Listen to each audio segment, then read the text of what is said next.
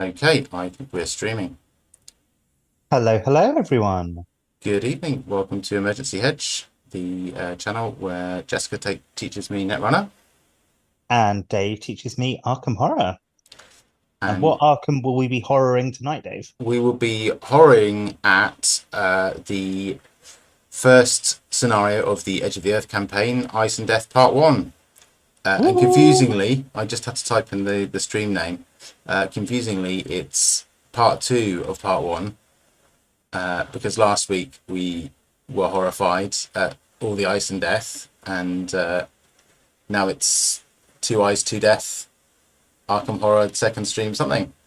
And I believe we also had to scale a huge glacier wall of text at the start Hmm. of the last one, which hopefully we won't have to do this time. I'm happy, as I did several times through that wall of text, to assure you that there's hardly any reading to do, Jessica, and we've basically done it all, and it's plain sailing from here on. Yeah, but I've played this game a few times now, and I know that whenever you go, well, it'll be all right from here, that's when things really kick off. Yeah, absolutely. So let's look forward to that. Do you remember where we had got to in the scenario? I I know that we had gotten to the end of one turn and the start of another, because I think that's Yeah. a sensible way to cut Hmm. things off. I think we were debating a little bit which of these relatively decent looking Hmm. locations to try and get into. I think we've got a few like the barrier camp, the probably not the icebreaker landing, the barrier camp, the remnants of the lakes camp, and you seem really keen on the crystalline cavern, Well, which to me looks like the least inviting of the places. But my 6-year-old boy loves crystals. For much to my slight displeasure, we bought him a set of chakra crystals for oh, his birthday. He's much more interested in the crystals than the chakra. I've been at pains to tell him the chakra is nonsense mumbo jumbo. But nonetheless, I feel he would be disappointed in me if I didn't push very hard for us to go to the crystalline caverns and enjoy the crystals. Well, seriously though, I just think a cave underground in Antarctica is probably more comfortable than a tent or a boat, or indeed a perilous path, or whatever, these treacherous path and a rocky crag and what have you, a frigid cave. I'm with If you you that had to we. choose between a frigid cave and a crystalline cavern, I mean, come on. I am with you on all of that. I would rather be in the crystalline cavern than the rocky crags or the frigid cave or the ice hell of fuckness or whatever else. But I just think the places that are built as camps might make quite good camps. If this game has taught me anything, it's that dark enclosed spaces are nothing to worry about, and there's always nice things inside. So um, I Okay. believe I in our last our playthrough last week, I made the point that the shtick of this channel kind of falls down if you're not the lead investigator. So with that in mind, Well, the casting decision does fall to you. I you are winning me round. However, the sticking point is going to be we just don't have enough clues to get into any of these places right now. And it's probably going to be a few extra moves to get to the crystalline caverns than it is to get to anywhere else. At least for me, I think it's all much for muchness for you. Um, I believe Yeah, another go on. I believe another thing that we were debating last time was how to get the remaining. I think it's only two more that we need, two more clues. Uh, and whether we want to go back to the like increasingly horrible rocky crags Hmm. with their like ice pit of death that you can fall through and stuff, or whether I spend a bunch of clues up here Hmm. to get into Icebreaker Landing that I suspect will have an even larger number of clues on, and maybe something nice as well. You never know. There's sometimes something nice in Yeah. this game. So we've got 6 clues at the moment. I think I misspoke at some point in our stream last week because we are on the second of 3 agendas. So we have more than 3 turns to play with. Okay. In that case, so I feel like the Rocky Crags is the desperation play. Like we'd go there if we absolutely needed clues right now. Yep. Whereas going to Icebreaker Landing is going to take a little bit longer, but it's probably a little bit safer. Mhm. So that, as lead investigator, I think that's what we're going to do. Such as I will be investigating, it seems Yeah. like. I mean, it's also worth making the point that thus far Dexter has discovered, I think, no clues, and therefore, if we're talking about how we're going to spend the clues that we've got, possibly his voice shouldn't dominate in the discussion. No, he's got one. He's got one. He's got one, and how did that happen? I don't know. I think you might have done some like strange nonsense down here where you I killed played something. I kicked the hornet's nest, and that You got me a did. clue. And it seems a manifestation of madness in my face. Cool. So that's fine. Yeah. I'm going to disagree with you quite strongly on the idea that the person who gets the clue should be the sole arbiter of how they're spent, because Yeah. I think that really screws over guardians and other people. Like last time we played, I got like 3 clues the entire campaign, and I still liked being an active part of the decision making about what we did with clues. Fair. I have noticed that I went into the frozen shores at some point and I failed to put in a location that's attached to it below. So let's find out what that is. Well, that might change things up a little bit. My concern. It might do. I believe it's this location with penguins on it. Let's check. Yeah. Let's pop that one in. There it goes. Yeah. So that goes there. Now I understand why all these weren't in the grid. It was to leave enough room for one underneath. I have probably said so several times last week, but I'm just going to say again how bloody good these auto snapping location links are in the updated version of the mod. My goodness, it's a massive time saver, and we've picked exactly the right campaign for it. Yeah, I was telling a friend about this mod the other day, and they kind of couldn't believe me about how good it was. Felt like how much, let's not beat around the bush, free content you're getting. Yeah, no, it's awesome. It's awesome. Oh, we've kind of just launched straight into things, Jessica. Do we have any news? Do you have any news that you want to talk about before we start? I don't believe I have any Netrunner or Arkham related news that I know of. Last time we talked about the AMT that I commentated. And apart from going along to my local meta and playing a few games on JNet, I've not done a lot of net running since. We owe an apology to Monday, one of your co-commentators, who left a comment on the last video that we completely failed to notice until about a day ago. But I did have a couple of small pieces of Arkham news in that Duke, the current lead designer, has given the smallest of hints about the next campaign, in that it has the longest title of any campaign so far. No word yet on the reading content. I just have a couple of. That's the longest title, both in numbers of words and letters, apparently. How exciting! Yeah. And we all know the longer the title, the greater the quality.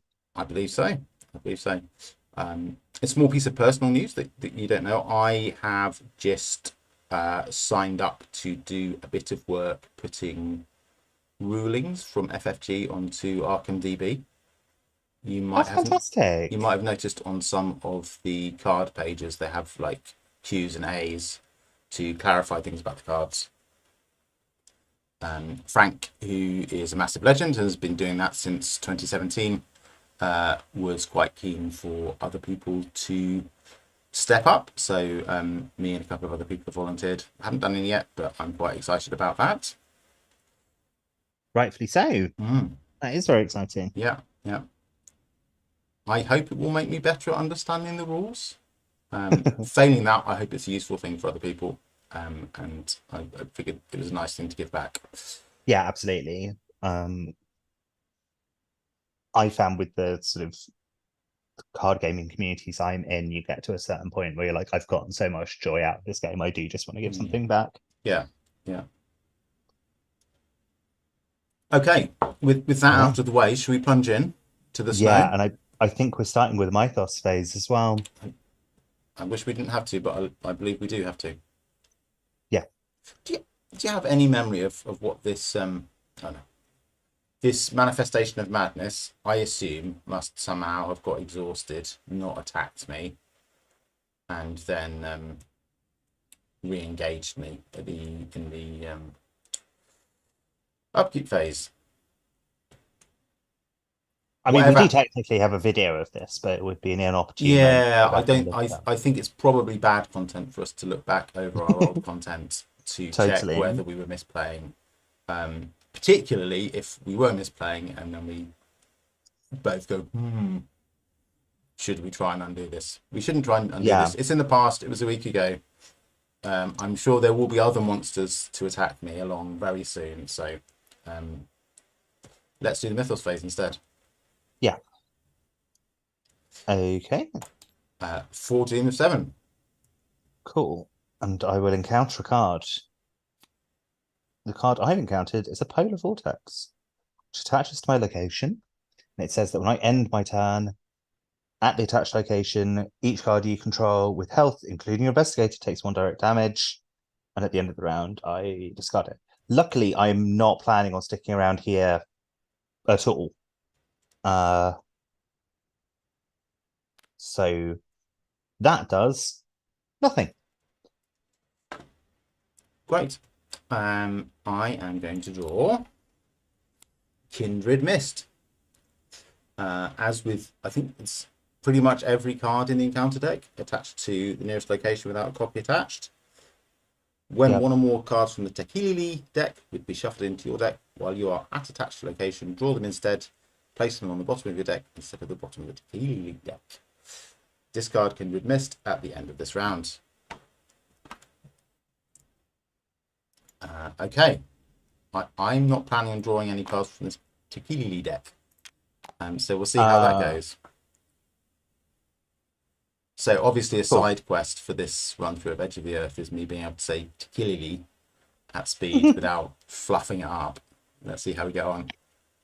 This manifestation of madness has some Tekilili nonsense on it, but I don't think it directly interacts with your Kindred Mist.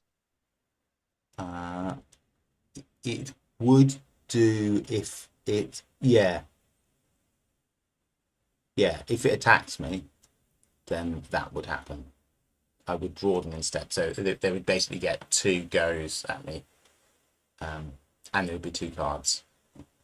So 4 Tekililis for my trouble. So obviously we need to make sure it doesn't attack me. In fact, where is the Tekilili deck? I believe it's this. Yeah. They've got player card backs because they shuffle into our decks. Cool. Let's give it a little shuffle for good. Yeah. Good luck. May I go first? Oh, sorry. Yeah, I've accidentally flipped your card. Yes, please do. Yeah. So I will use a charge from Azure Flame. Well, actually, use my willpower. I've got 5. From a 5 versus 3 for this attack. Yeah. Fine. Yeah. 5 versus 3. And let's hope it works. Draw -1, so that's 1 up, and I don't take damage. So I do 2 damage to the manifestation of madness, and it manifests off to the discard pile. Excellent. Right. Well, the really good news about this is that it now means I can use Dexter's ability for the first time ever in my whole life.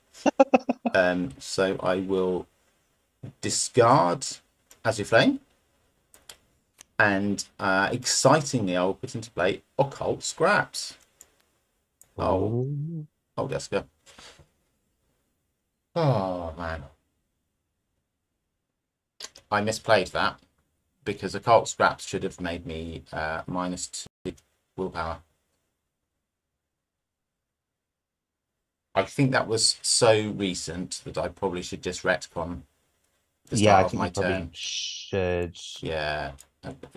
Uh, much though I preferred killing it to not killing it. Let's see. With that knowledge. Dun, dun, dun, dun, dun, dun. Okay.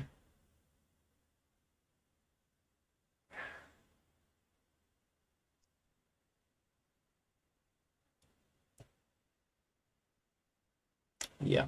Okay. So instead of doing that, is that right? I will still use Dexter's ability on Azure Flame. Mhm. I will instead put the Sword Cane into play. And I can use its ability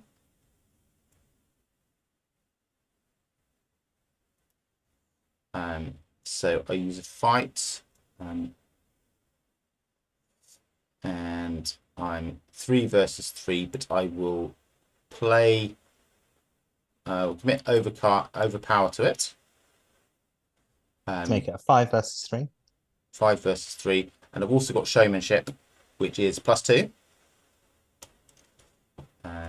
So I will, yeah, that's a success. Furthermore, I succeed by more than 2, so I draw a card for the lucky cigarette case, and I draw a card for overpower. Oh, Um, I believe that monster still has 1 health that you I need to. believe it does. And I haven't used an action yet, astoundingly. And I'm just going to keep hitting it with the sword cane. So now I'm 2 up rather than 4. And that's a success. 3. Okay, so that was my 2 actions. And I think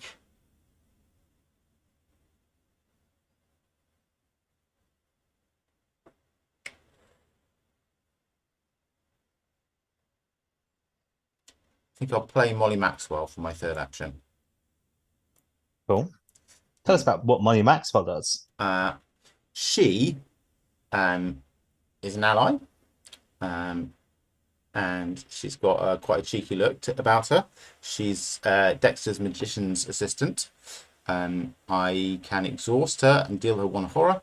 I can name a trait, and then I reveal cards from the top of of my deck until an asset with that trait is revealed. I draw that asset, and I shuffle each other revealed card back into my deck. So it was basically tutor for a trait that you name. So she costs 3, and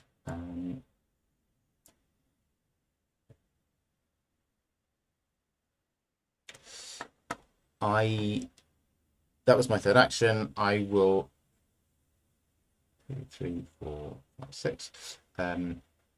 I will exhaust her, deal a horror to her, and I will look for a spell card.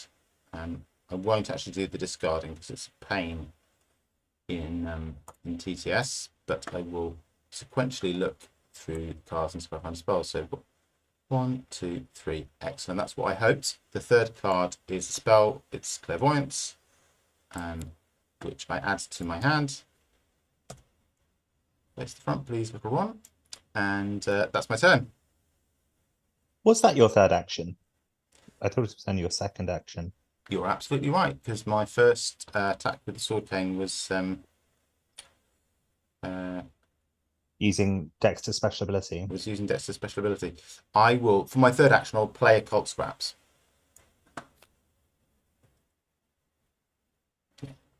But it cannot be played using a play action, Dave. Oh, thank you, Jessica, for reading the card, So, so I don't have sorry. to. I will not do that for my third action then. What will I do instead? Just wondering if I can do anything, whether it's actually worth playing Power Word while I don't have it. Certainly not worth playing while I don't have an enemy to play it on, so that puts paid to that.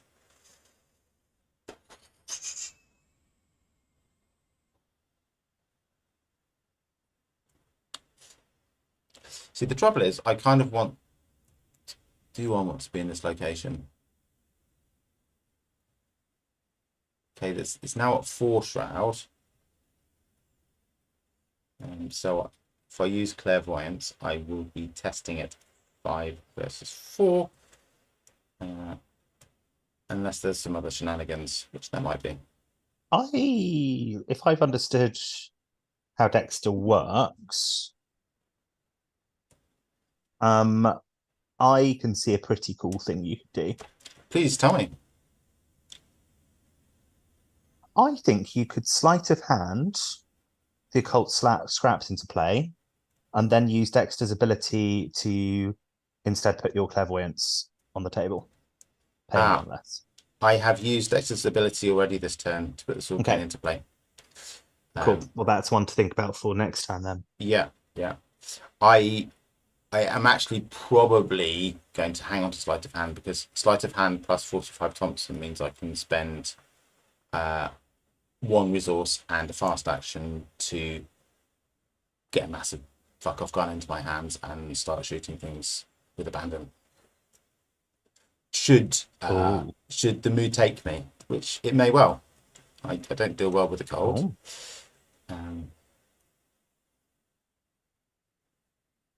How bad are the symbol tokens? That's definitely bad. The cultist is bad. And the tablet is bad. The tablet's been really bad. Like, I mean, I know we drew a statistically unlikely number of them, but -3 is horrible. Yeah, it's grim.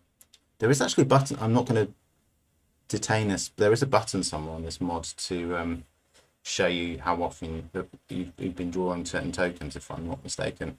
And it might be fun to look at it and laugh at how unlucky we've been. That still won't decide what I'm going to do with my next action, though. See, the trouble is, it just feels bad spending action, putting stuff into play, aside from occult scraps, which I would be happy to spend an action on. But you can't. No. Well, I mean, your other options are draw a card or take a resource, but both of those seem very weak. Yeah. Getting Azure Flame down seems good. Yeah, maybe I need to think about what stuff I want to keep on the table. Yeah, that's probably right. So if I put next turn, I'll want to bump the sword cane, sadly, off the table and put down occult scraps. And the turn after that, I will want to... Oh, no, I tell you what, I'm just going to play Clairvoyance. I think I want to have that down sooner. Sure. Sooner than 2 turns. And then I can do what I've just started describing to put Azure Flame into play. Yeah. Sounds good. Cool. Okay, so that cost me 4. Cool. And that's my turn. Excellent. Well, I'm going to get the hell out of these icy wastes that have been thoroughly investigated. I'm going to spend 4 tokens. 4 clues, even.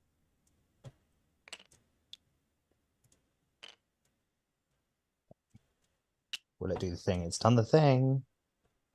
Goodbye, tokens. Hey.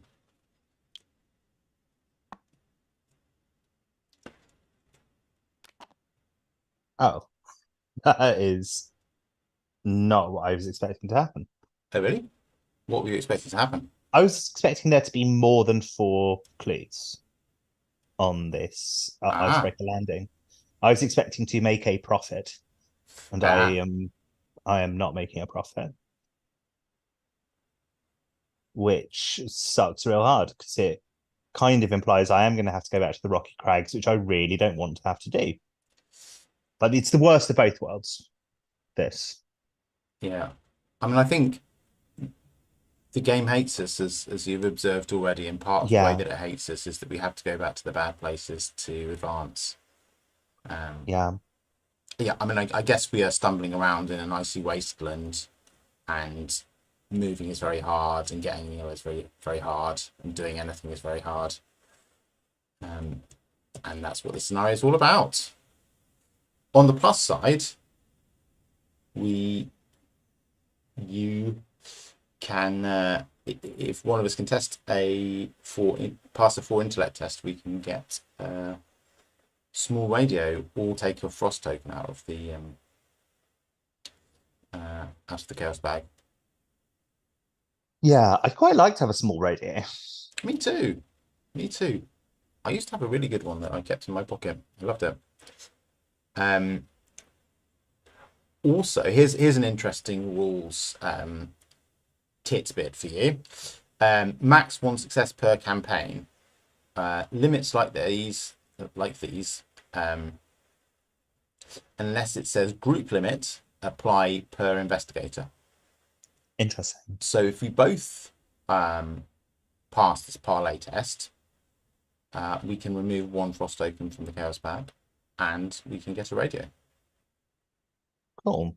And I think the bag has only 1 in it at the moment, and I'm absolutely certain the game has plans to add more. So that would be a good thing to do. Yeah. I'm just trying to work out whether I uh can pass this skill test. I think it's going to be quite hard for me because while I'm talented in a number of ways, book learning ain't one of them. Mm-hmm. You I are do have also lucky. I am lucky. Uh I've often said this about you. I could I in fact could be lucky twice, couldn't I? Yes, you could. I was just checking for my benefit and for the benefit of the stream, and it appears that there's no limit how many luckies you can play per Oh. test. I might deliberately fail it the first time and Yeah, I draw think you thin. should. I think you should.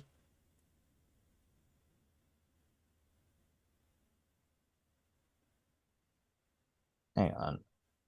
Okay, so if I was just checking. When I play lucky, I can't be really sneaky and have lucky and Stellar Clark's ability both fire, can I?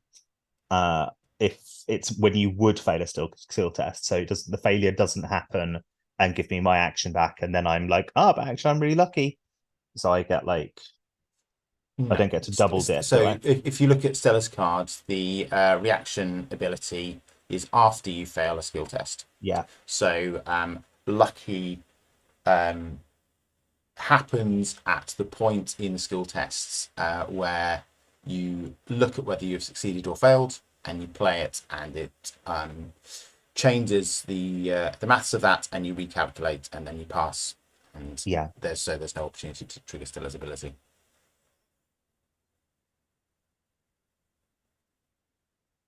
cool.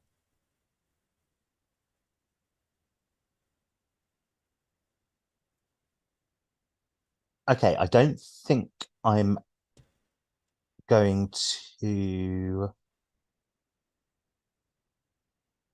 deliberately fail the parlay, actually. I think I'm going to deliberately. Sorry, I'm doing all sorts of maths. I I was about to suggest that you try investigating instead, and that being the one that you activate drawing thin on. Because if you fail it, if you get a lucky pull, lucky ball. If you get a relatively benign token out of the chaos bag, you probably have an opportunity to play Look What I Found. Yeah, that's what I was thinking. And thereby profit even more from your failure.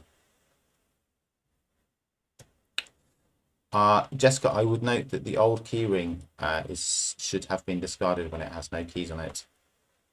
Cool, let's discard it.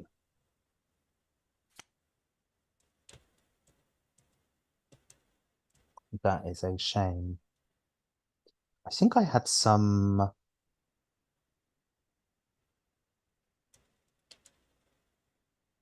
Yeah, scavenging can get it Yep, back in a yep.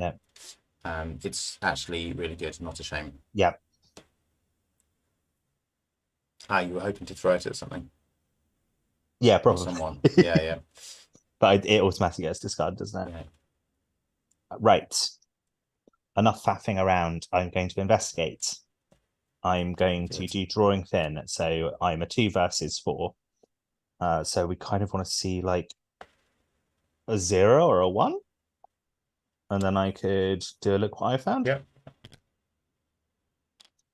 And the skull is half the shelter value of your location rounded up. So that's -3. That's a 3. Yeah.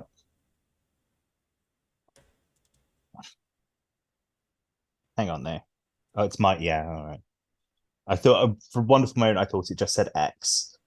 Okay. So I've just failed that, and I don't think I want to spend luckies on it. I want to save luckies for something else. I agree.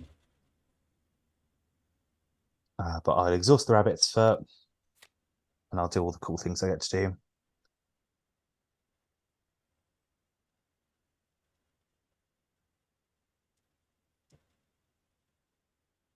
Two resources. I'll draw one card. I think I'm all right for resources. I'm going to get 2 cards.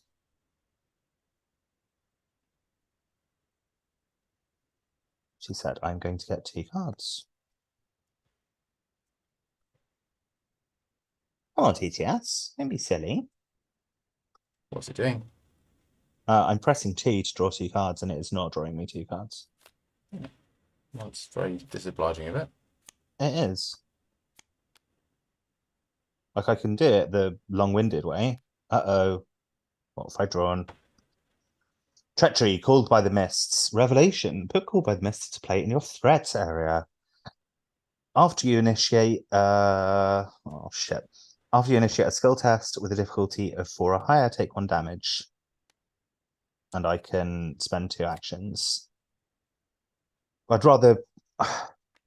I'm going to have to get rid of that at some point, aren't I? Because I want to initiate a bunch of skill tests with 4 or higher. The parlay test we've just spoken about is 4 or higher. 4, yeah. I might literally just spend the rest of my time getting rid of it. I think that's probably the right play. These double action discard, like that is probably the most common thing that you have to do for weaknesses or treachery cards in general. And they are a big pain. And one of the ways that they really get you is by thinking, oh, I'll do that later. I'll just take 1 damage now and I'll do it later. And then the game has a wonderful knack of setting up situations where you just can't spare 2 actions and it's going to be much worse. And you have a sort of drip of bad effects that really wreck you. I've gotten my like value off of this turn. I do need to do this at some point. I think it's best to do it now. Yeah, I mean the only slight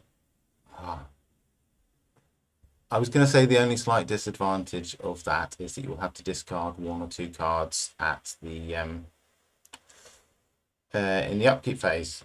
But I noticed there's at least 1 card that you are more than happy to discard in your hand. There is. Yeah. There's 2 really. I don't think I need a second drawing then.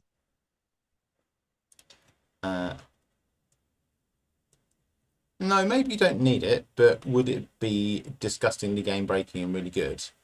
Potentially. Oh, hang on. Are these not? Can I just install multiple of these? They're slotless, and I was checking the text earlier to see if there's a limit 1 in play, and there is not.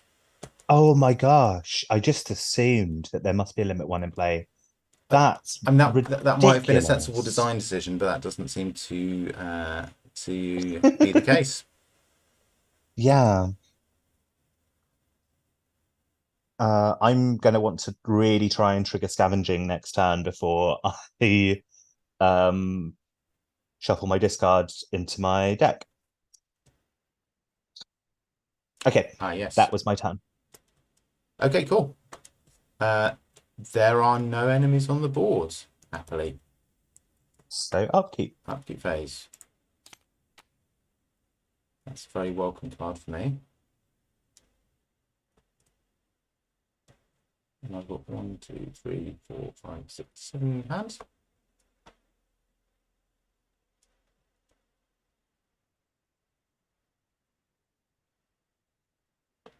And you have to discard 2 cards, it seems. Do winging it can go.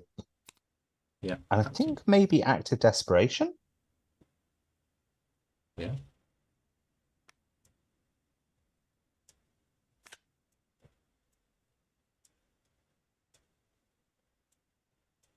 Cool.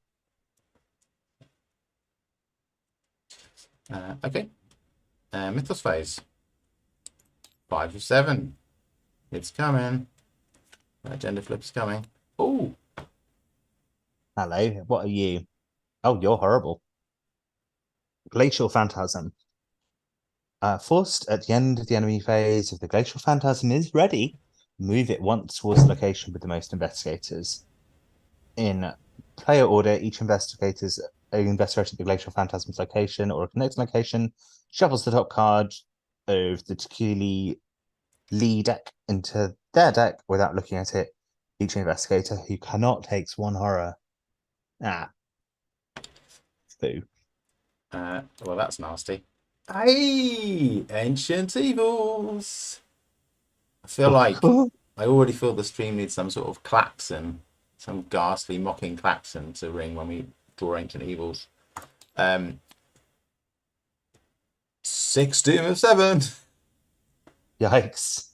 Ay, ay, ay. This is a really hard thing to kill as well. Like, ugh.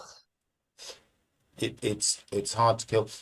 I I think Elijah. You need to call Elijah in and evade it. That would be my suggestion. Yeah, and leave all the clues that I desperately need at this location. You should probably get the clues and get the hell out of Dodge. Yeah, if I can. I mean, that would. I guess I do have like. I could just let it attack me. Like, I have quite a lot of health and sanity. Mm-hmm. You can, but that sort of begs the question of what you will do for the rest of your turn. If it attacks you, it will not be ready at the end of the enemy phase. I never bother doing this in my games, but you technically enemies should exhaust after they've attacked in the enemy phase. So if it attacks you in the enemy phase, it will not be ready, and therefore no Tekeli League cards will need to be drawn as consequences. Yeah.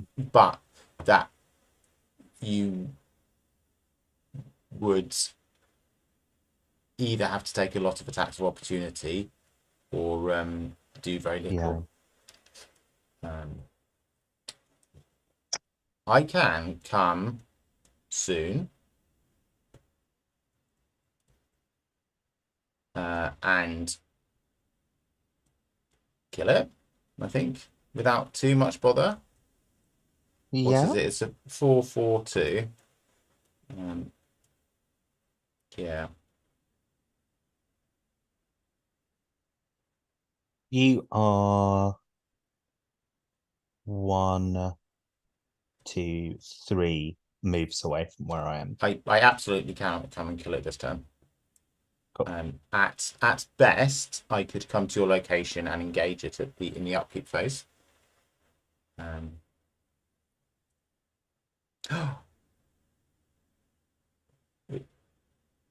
Only am I. I have remembered something cool that I can do. Oh yeah, Can I go first, Jessica? Can I go first? Please, please, please, please, please let me. Let me. It'll be nice. You'll like you it. certainly can. Hang on, Hooray! have you gotten your encounter card yet? I did, yeah. I got Ancient Oh yeah, Evils. Yeah. oh yeah, you got Ancient Evils. The, Cool. Yeah, please the go only good first. thing about Ancient Evils is that It's very it can straightforward. end the game and ruin your entire day, but this round is left relatively unmolested by it, unless it flips uh, the agenda and something nasty happens as a consequence. Um, anyway, let me take my turn. So I will use Dexter's ability to send the Sword Cane off to an early grave, to put occult scraps into play, and now -1 willpower. That did not require an action, and then I'll move 3 spaces. My turn for TTS to not play. Wants to Precarious Ice Sheets, wants to Icy Wastes, and a third time avoiding the Polar Vortex to the Icebreaker Landing. And that's my turn. Oh no, it's not my turn. I teased you with saying I could do something cool, and now I will. I will spend 3 resources as a fast action to play Power Word. Which I And shall what are we going to power attach. word it to do? Well, I can't actually do anything now, can I? do I have to? Do I have to activate?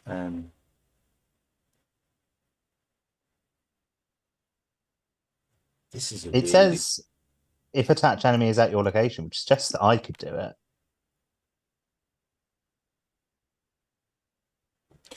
Now that's a really good question. I think there's a ruling on this, and sadly, unless we stop and have a look for it, I think we probably have to obey the grim rule that I can't activate it. You can, so we can activate abilities that are in each other's threat area. I'm not sure what the specific ruling is on cards that we control that are attached to enemies, and they're not in our play area.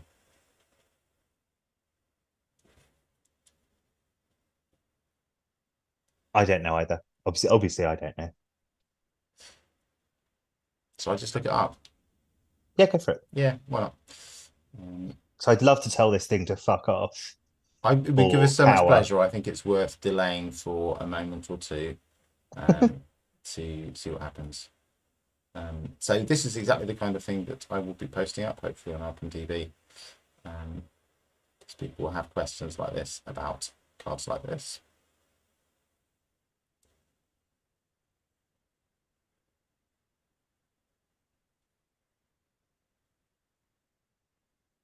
Okay.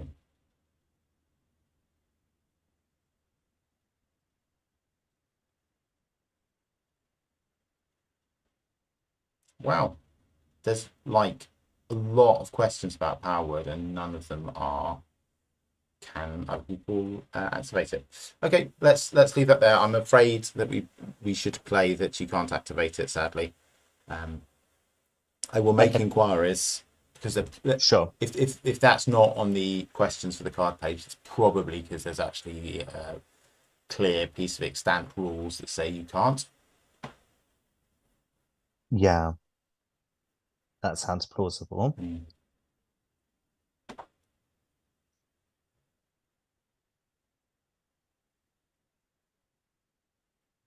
I could just try and shoot this thing with my Derringer. If I got 2 successes, I would kill it.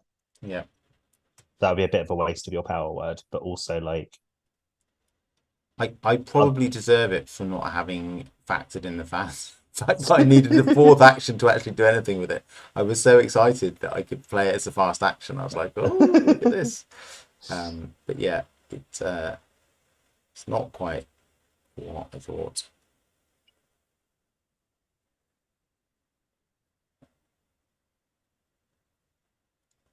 So I'd be doing them all on a +1. A +1. Yeah, If you're shooting it with the Derringer, yeah. uh, that's cool. And I only need 2 successes out of potentially 4 attacks. Doesn't seem that bad. Yeah, yeah. Uh, You also you have Granny Orton and you have Lucky. And looking at the two of them, although I've not ever played the two in tandem, both of them have a when you would fail trigger. So you can actually, I think, chain the two of them, Granny Orton first, followed by Lucky, to add 3 to your test. yeah. At which point it seems very likely that I will kill this thing. Yeah. Do you want to take your power word back if I'm going to do this? It seems silly to Sadly, lose it. yes. Yeah. Um,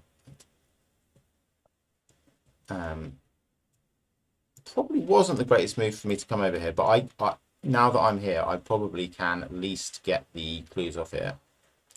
Cool. So I've got clairvoyance down. All right, let's try and shoot this fucking thing. Oh, what are Oh, you? frost token -1. Draw another token. If we Okay, so it's right click to draw another one. Oh, never mind. okay, And that's a -2, isn't it? So -3 altogether. I think. okay. And Well, I could now do the Granny Orn lucky play I and not fail and not put a Tequila thing into the thing. yeah, I reckon you definitely should. I reckon I definitely should as Yeah. well. So we exhaust Granny Orn. Yeah, that's +1. Sorry, that's Uh, you fail by 1 less. But you still fail, and then you uh, spend 1 to play lucky. And that gives you +2. and then we put 2 damage on here.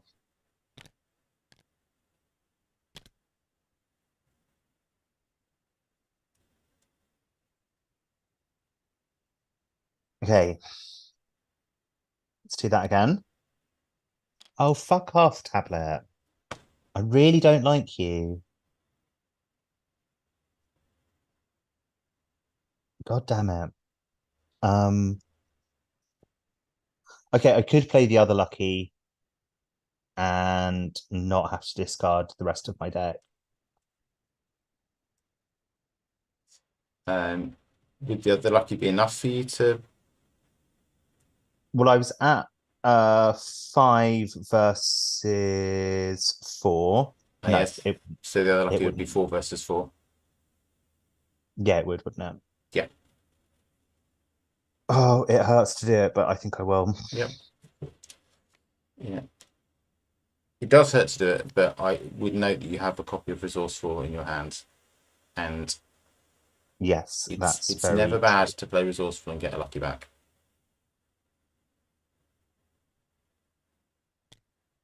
Okay.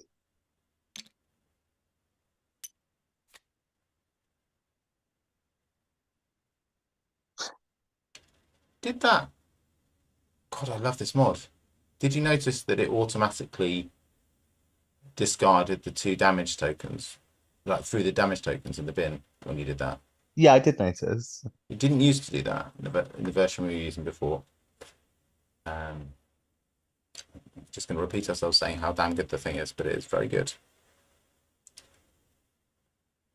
To use Resourceful, I would need to succeed at a skill test.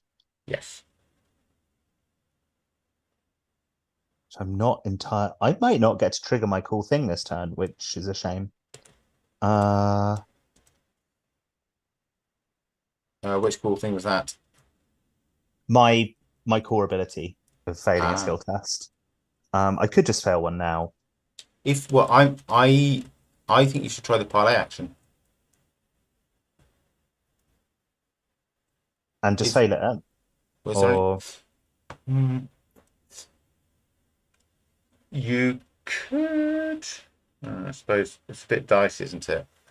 Without a lucky in hand, I was thinking you could commit. Look what I found in Resourceful. But then you would be 5 versus 4. which actually isn't great odds. Yeah, it's not great odds when I'm like putting two very powerful cards towards it. That feels pretty bad. Yeah, yeah. Uh, I would rather, if I was going to do something like that, do it on investigating. I'm going to investigate with Yeah, my next action. that's good action. Yeah. Uh, am I going to deliberately fail whilst investigating is the question. Thing is, if I don't, if I do my deliberate fail, actually, yeah, let's do a deliberate fail. That way I at least get to trigger it this turn. So If you do deliberately fail, yep, you are unlikely to be able to play Look What I Found, because you will be testing at 2 versus 4. Whereas if you don't deliberately fail, unless you, whatever happens, if you don't deliberately fail, testing I against a will. Shroud of 2, your skill can't be reduced below 0, so you will always be within range of playing Look What I Found. So My intention was to do a normal investigate next action after, so I can, if I succeed now, I can't do another action this turn. So I can't trigger my ability this turn if I succeed now. Whereas if I fail now, I could try again and succeed.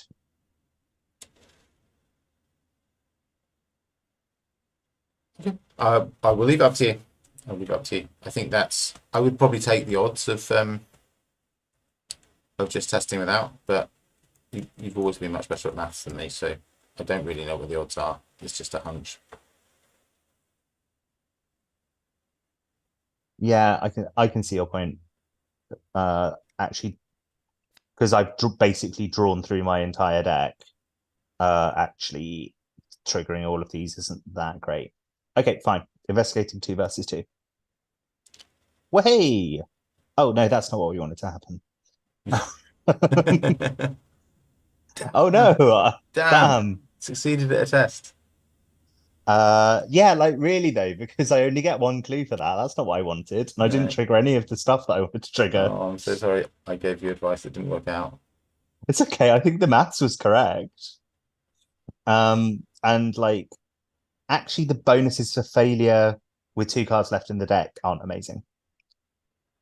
Like I'm actually trying to avoid drawing these cards for a little bit until I can definitely get off resourceful and definitely get off scavenging. Yeah, yeah, yeah. Reasonable. Yeah, what's annoying is if I played resourceful there, why didn't I play resourceful there? Because I was hoping to fail. I could have triggered both it and scavenging. Yes. Yeah, it would still have been very dicey though. Yeah. Okay, that's my turn. I think that's the first turn where I've not triggered Stella's action the whole game. I think it is, yeah. Let's have an upkeep phase.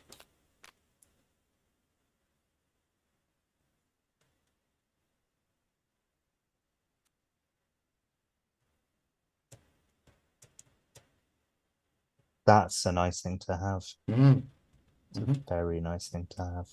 It's quite a good card for resourceful and for scavenging, I would note.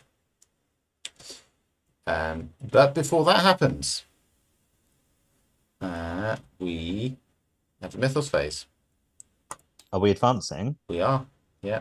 Shit. I'm afraid so. 7 of 7. Please do us the honours. These things, these manifestations, they're not beasts or even alien creatures like those Dyer and Danforth encountered in the last expedition. You're not even sure they're entities at all. They have no shape, consisting of an almost protoplasmic substance that seeps back into the ice when harmed or whenever you escape their clutches. Given the persistence of these entities and the inclement, deadly conditions of Antarctica, you know you won't survive the night without finding shelter. Just as you are pondering what your next move should be, The ice beneath you rumbles with tremendous force, letting out a terrifying groan. An earthquake? One of your party asks over the raucous noise. No, that's impossible, another replies. You share a dreadful glance. Could it be one of those things? Spawn the set aside Terror of the Stars enemy at the revealed location with the highest shelf. Fuck's sake, I think that's here. Location with the highest. I believe it is. Yeah. I'm Yeah. pretty certain that's here. Yeah. No, these are already low, aren't they, in the middle? Yeah. 1, 1, 1, 2, 4. Boom. Boom. Like, Boom. it all fucking serves me right for metagaming because I was like, well, if logically there must be more clues on here than we spend to get in here, and I've been wrong about that. What are you like, Terror of the Stars? You're It's a a hunter. hunter. It's massive. It is the bringer of ice and death. Um, Ah, it gets +3 health per investigator, so it's a 9 health enemy. oh Christ. Combat skill of 4. Evade. Yeah. 4 to fight, 3 to evade. While Terror of the Stars is ready, investigators cannot resign at its location or discover clues at its location. Mother. Okay. Yeah, so we suddenly, unsurprisingly, with the advent of the Terror of the Stars, the Icebreaker Landing doesn't seem like such a great place to hunker down.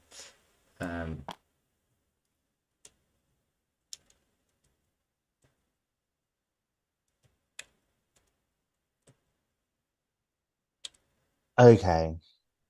This seems like a really excellent time to have a massive machine gun in my pocket. It does. Are we thinking we're going to try and kill this thing? Because I'm up for that. I'm keen to. Yes, I'm keen to. I believe it's elite, so I don't think I can. No, I can't. I can't use power word on it. That is a shame. Yeah. You are able to use Elijah to evade it, I think. I hope. Yeah, I could run away, but I think if we're committing to killing it, I think it's gonna need both of us, right? It's got 9 health. Probably, yeah. Yeah. Yes, I think so.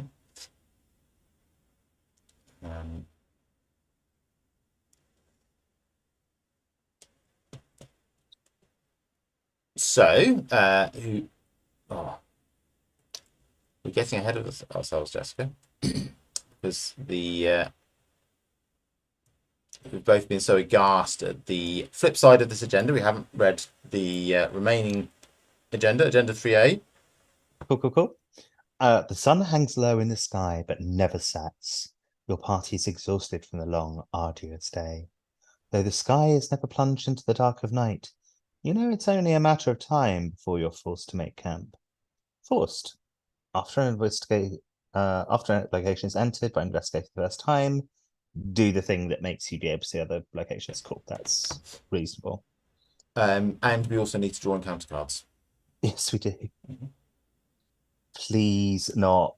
Oh gosh, there are so many bad things it could be. Polar Mirage, Terror. Attached to the nearest location with at least one clue and without a copy of Polar Mirage attached.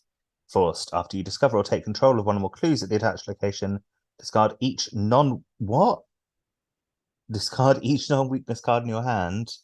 No. Oh my. I don't want to discard my entire hand. I just don't want to, though. Wow. That's not very nice, game. That's a very horrible thing you've done to me. It's definitely bad. There's no doubt about it. Okay, so Polar Mirage is attached to our location, and then I need to draw a card as well. No, that's a Chaos token. I don't know why I did that. That's discarding a card. Hey! It's a skittering nonsense. What a irritating, stupid thing to have happen. Yeah, Okay, Jessica, I would like you to go first, Uh-huh. uh, and I would like you to. Oh no, that's very annoying.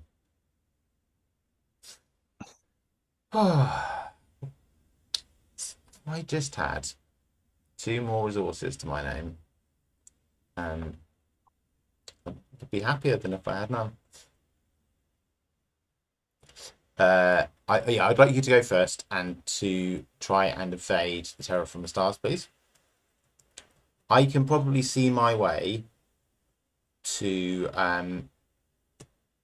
investigating this location and discarding my hand. But you've got a machine gun that you don't want to lose. Ah.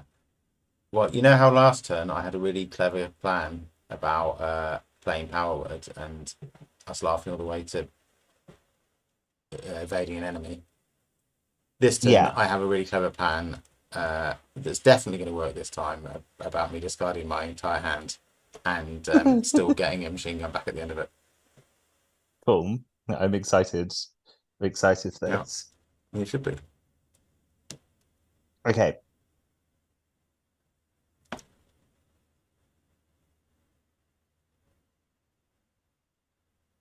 So what are the numbers on this horrible, horrible thing? Oh, okay. I'd be doing 5 versus 3 to evade it. I think those are good odds. I think those are good odds. I don't feel like I need to pump them up at all. Like I might play a resourceful. Yes, I think you basically have this turn and next turn to try and pull things out of your discard pile. Yeah, I do. That's correct. Or even less time if I like trigger rabbit's foot or whatever. Mhm. So I'm going to play resourceful. I'm going to spend a resource. And it's going to be 6 versus 3. Here we go. Not Yes. this time, tablet. Excellent. Cool. So, what is the card not named resourceful? I think the card not named resourceful I want is lucky. I find that's often the case, yeah.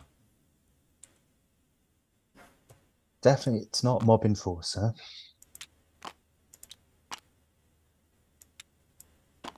I'm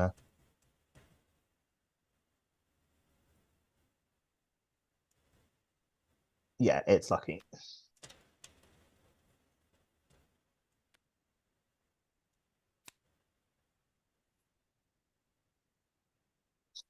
Now, do I, without telling me all the details of your amazing plan, should I uh be running away or should I be staying here?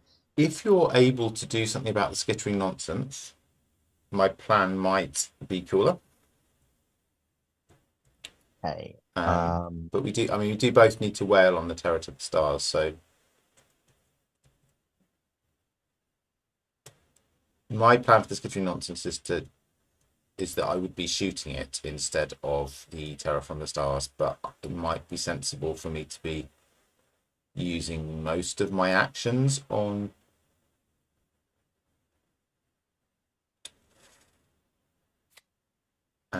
shooting the terror to the stars, terror from the stars, Cool. Uh terror of the I'm gonna stars. I'm gonna spend an action installing a Derringer, Mm-hmm. and then I'm going to engage the skittering nonsense. Yeah. And then that's my turn. Okay. Okay. It feels bad not to fail at anything. That's just a weird thing about this deck. It feels really Yeah. bad. Yeah. Okay, so I am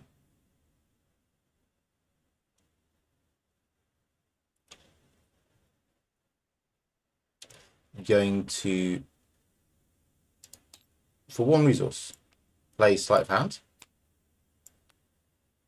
putting the 45 Thompson into my play area. I'm going to use Dexter's ability to boot the occult scraps out of play and put the Azure Flame into play.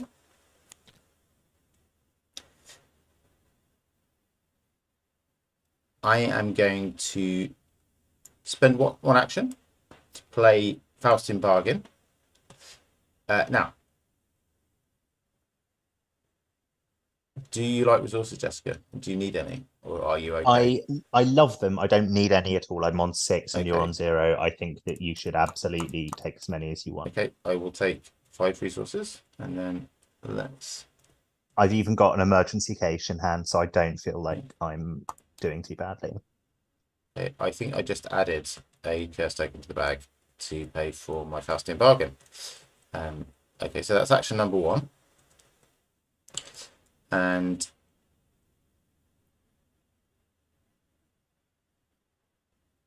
oh, it's a shame, isn't it? I wish I had more actions.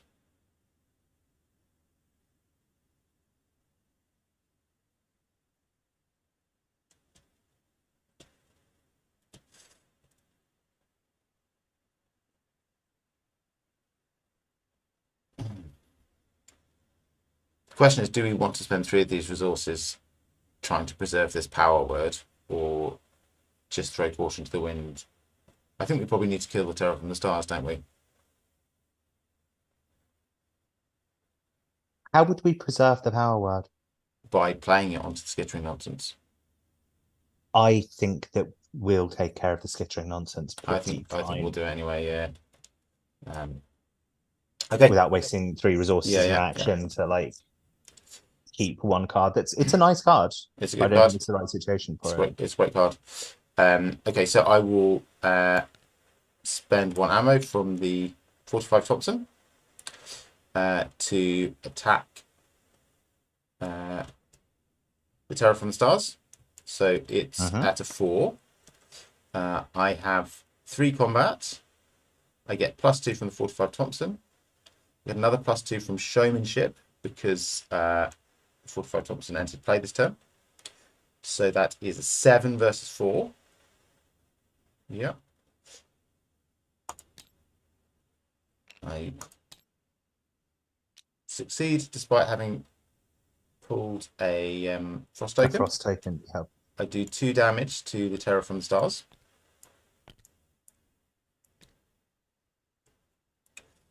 So that's 2 of 9. And for my last action, I spend a charge of clairvoyance and commit to guts to the skill test. And so I'm at 5, 6, 7 versus 2. So that's a success. I discover 2 clues off the location. That's after you discover or take control.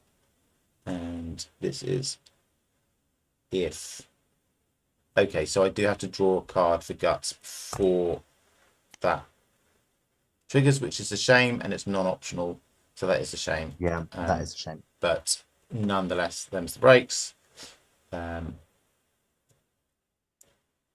think we need to get these 4 clues, whatever. And I think this is our best bet for one of us. Usefully discarding most of their cards in hand without too much pain. Oh, what did it say? Was it all but 1? Each non-weakness card. Okay, fine. Yeah. It's really horrible. It's really horrible. Okay, 1, 2, 3.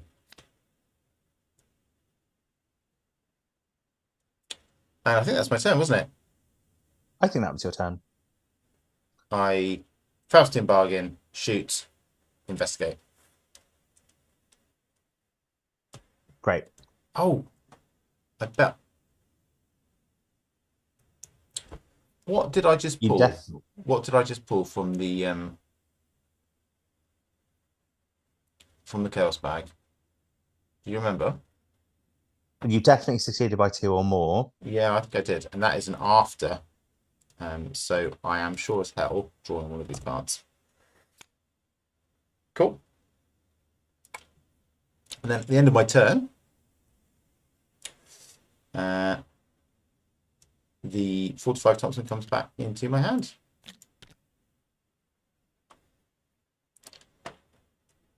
Outstanding. I think that was a good play. I think that was a really I'm good happy play. with that. Um, and you've had your turn already. I have. Uh, this is going to attack me. You're going to get skitters. Yeah, I think I'm gonna just take it. Hmm. It's the first time this game. I think that it's the correct move. Yeah, yeah. We're remarkably unscathed. Yeah, we are. Well, I mean, we haven't put any on our uh campaign allies, which is good. Yeah, it's very good. Yes.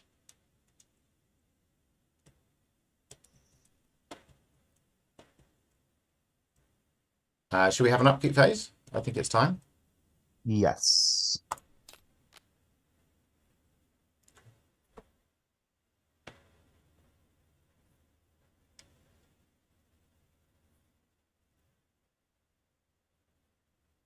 Okay. To the Mythos phase. One doom of 7. Okay. And here we go. Oh, fuck off. We can just do exactly the same thing. But Yeah, we can. we can, yeah. We're almost identically set up for it, which is hilarious. Oh, hang on. Hang No, on. no, no, no, no. Oh, no, it's nearest location, isn't it?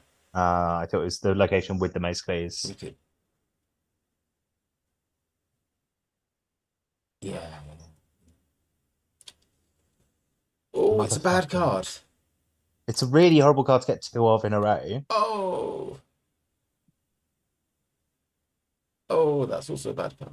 Polar Vortex.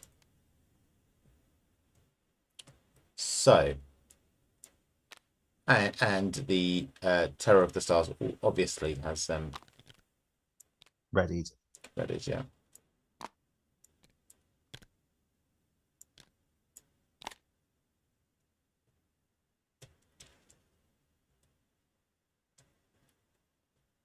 Yeah, I don't want to end the turn here.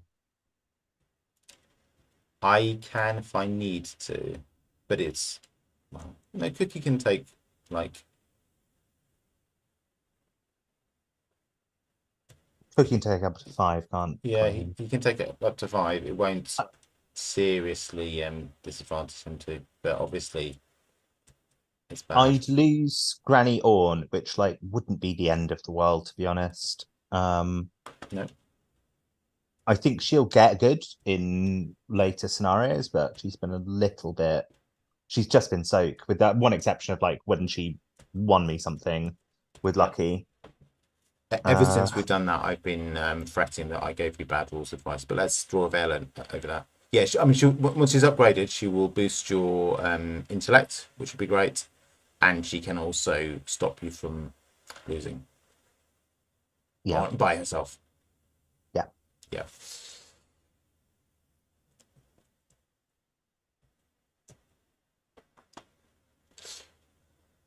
So you want to leave here.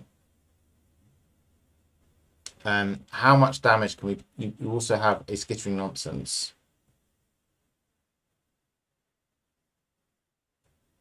I could just kill the skittering nonsense. Um, a slightly weird thing is I probably want to fail at something before. Well, I've got choices. Yeah. Um, I'm probably not going to get to activate scavenging before I shuffle my deck. I don't think it's very likely. It doesn't seem very likely.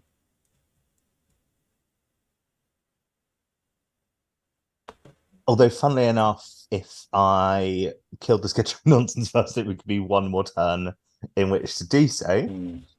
But it would have a negative effect of immediately drawing at that card rather than if I can deliberately fail at something, perhaps fail at fighting the skittering nonsense. I can draw a card, shuffle my discard into my deck, and then when I kill it, the bad card will go into a 22 card deck rather than being definitely the next card that I draw. And so, like, statistically, I will not see that card this game. There's actually a weird rule here. So you cannot shuffle a card into an empty deck. Okay. If you defeat the Skittering Nonsense this turn, it will attack you instead of shuffling a Tequila card into your deck. Okay, I'm kind of fine with that.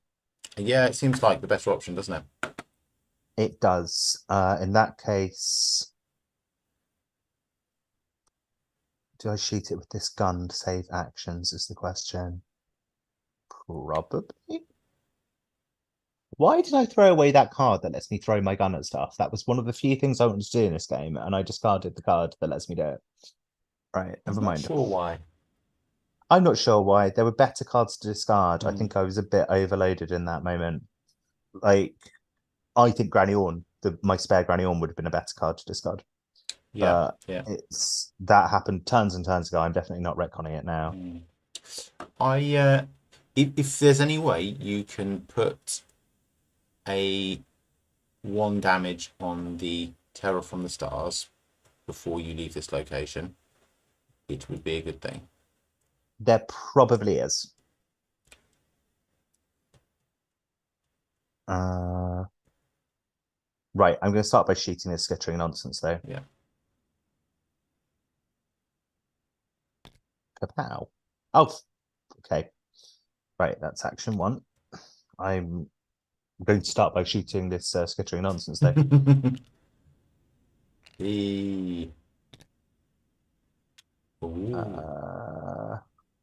So it was 5 versus 2, so that does hit. And Awesome. it does die. Awesome. And I lose a resource. So it attacks you and its death throws. It does.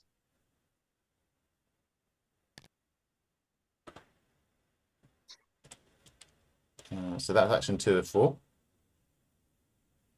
Yeah.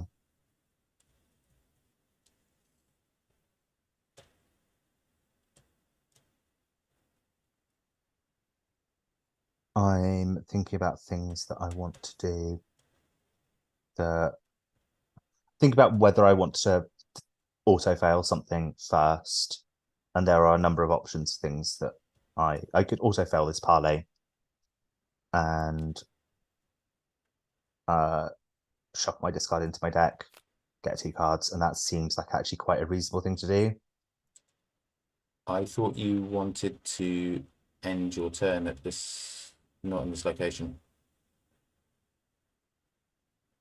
Why do I? Oh yeah, because of the polar vortex. I forgot about the polar vortex. I just checked that discards at the end of the round. I discarded the other one that was hanging you out.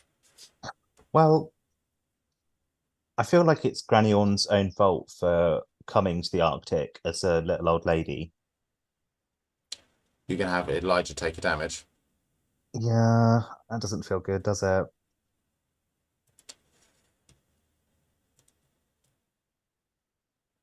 I mean, I can fail at something on purpose and then run away. You've already had your failure this round, so Oh shit, of course I have. Of course I have. Can I do Rabbit's Foot in that case? yeah. Oh no, don't do Rabbit's Foot. Because your failure was the first action. And if you do Rabbit's Foot, you'll need to reshuffle your deck, and then you'll need to put a Tequila card into it. Okay, cool. But that doesn't mean I've got 2 actions left, in which case I'm going to shoot this monster and then run away. Yeah, I think that's the right play. Okay. So it's 4 to hit.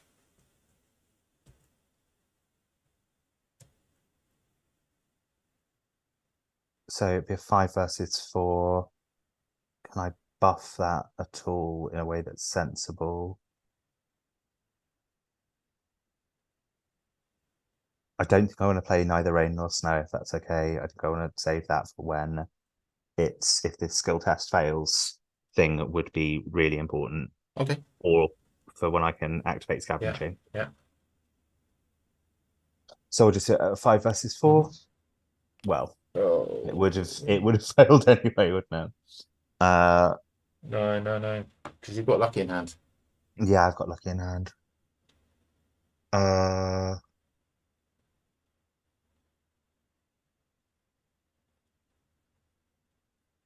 yeah, okay. I I've can't do the granny or unlucky thing, can I? yeah.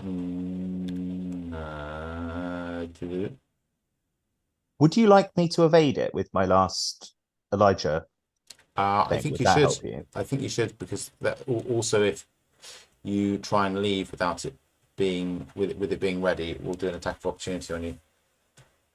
Which I think is pretty savage. 2 damage and 2 Is horror. it, is it 5 versus 3, right? Uh,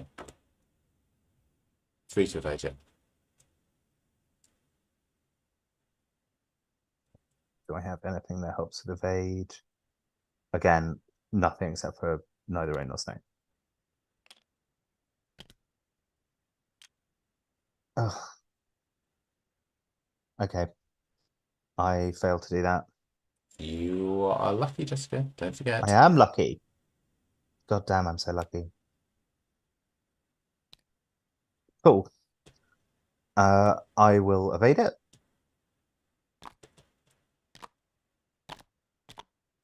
And I will run away to literally the only place I'm allowed to. I can't pull that trick again, which is a bit of a shame. Okay, so I will again play sleight of hand. Again, put 45 Thompson into play. And I will shoot twice. And investigate, I think. Let's see how the shooting goes first. So I'm +4. So it's 7 versus 4.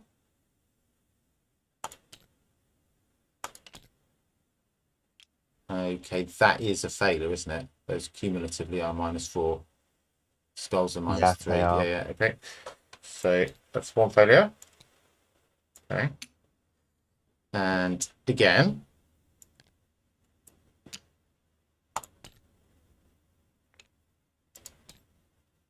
Oh, that's an automatic failure.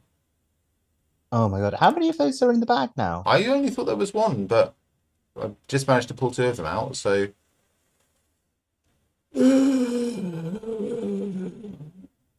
Ouch. I will shoot again. Oh, you're searching the curse bag. Sorry, I was having a look. Apparently there are 3 in here right now. How did that happen? I do not know. Has the game logged onto TTS in the last week and just chucked a load of those bastard things in there? I do not know. And there's only one tablet. It's the precarious ice sheet is what it did for us. When you draw a hazard treachery, add a oh no, hang on, that's an optional ability. Surely we wouldn't have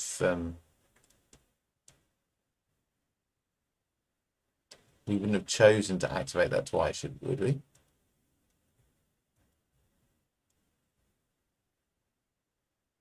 No, I don't think we did. I I can't remember doing it. No, it seems wild, doesn't it? But there it is. There it is. Okay. For my third action. Shoot at this wretched thing again. I'm 4 up. Like, am I 4 up? I'm Yeah. 3 up. I'm 3 up. This should not be happening. Okay. +1. Yay. Okay. So that's 2 damage of 9. So 4 of 9. We're less than halfway to killing it.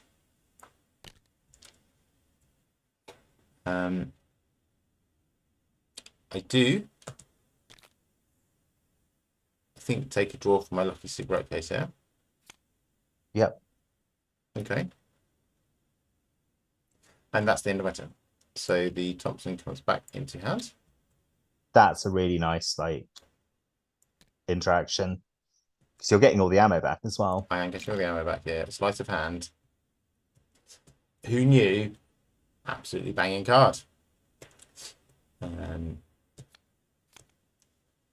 So yeah, it's kind of hard to feel very salty about the wasted ammo when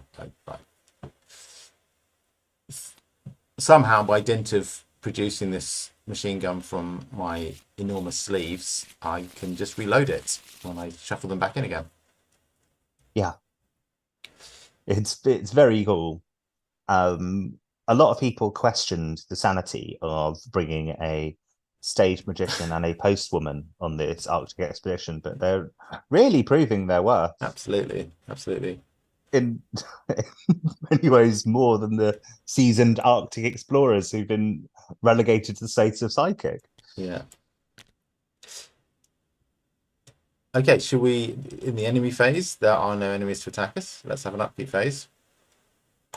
Cool. Drawing a card from my new deck. Cool, cool, cool.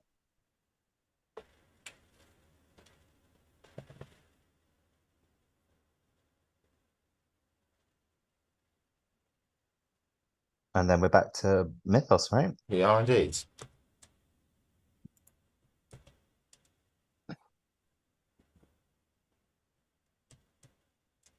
There we go. Okay, that's 2 Doom of 7.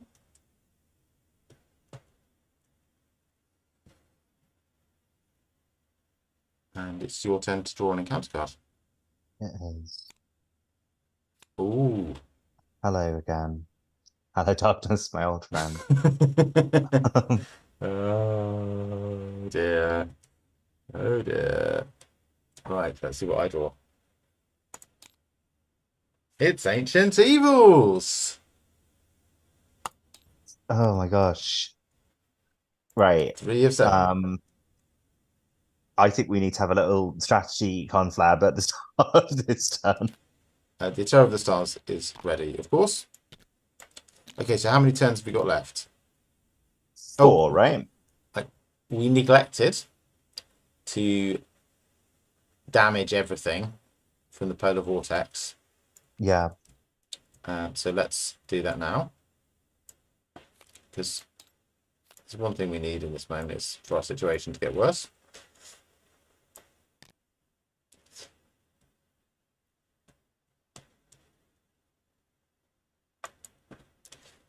So this turn, I believe I can kill the Terror from the Stars.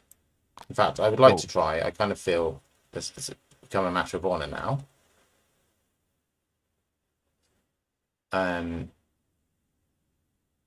If I do not, I probably can manage one other shot at it next turn.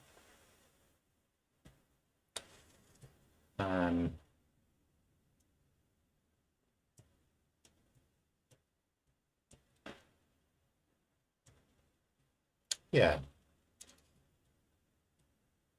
I think maybe that's the go. Start doing that and see whether it's successful. And then determine the rest of our play based on that. Cool. If the worst comes to the worst, I mean, neither of us can evade it very easily, can we? Now that Elijah's fed all of his dogs to it. Oh, poor old dogs.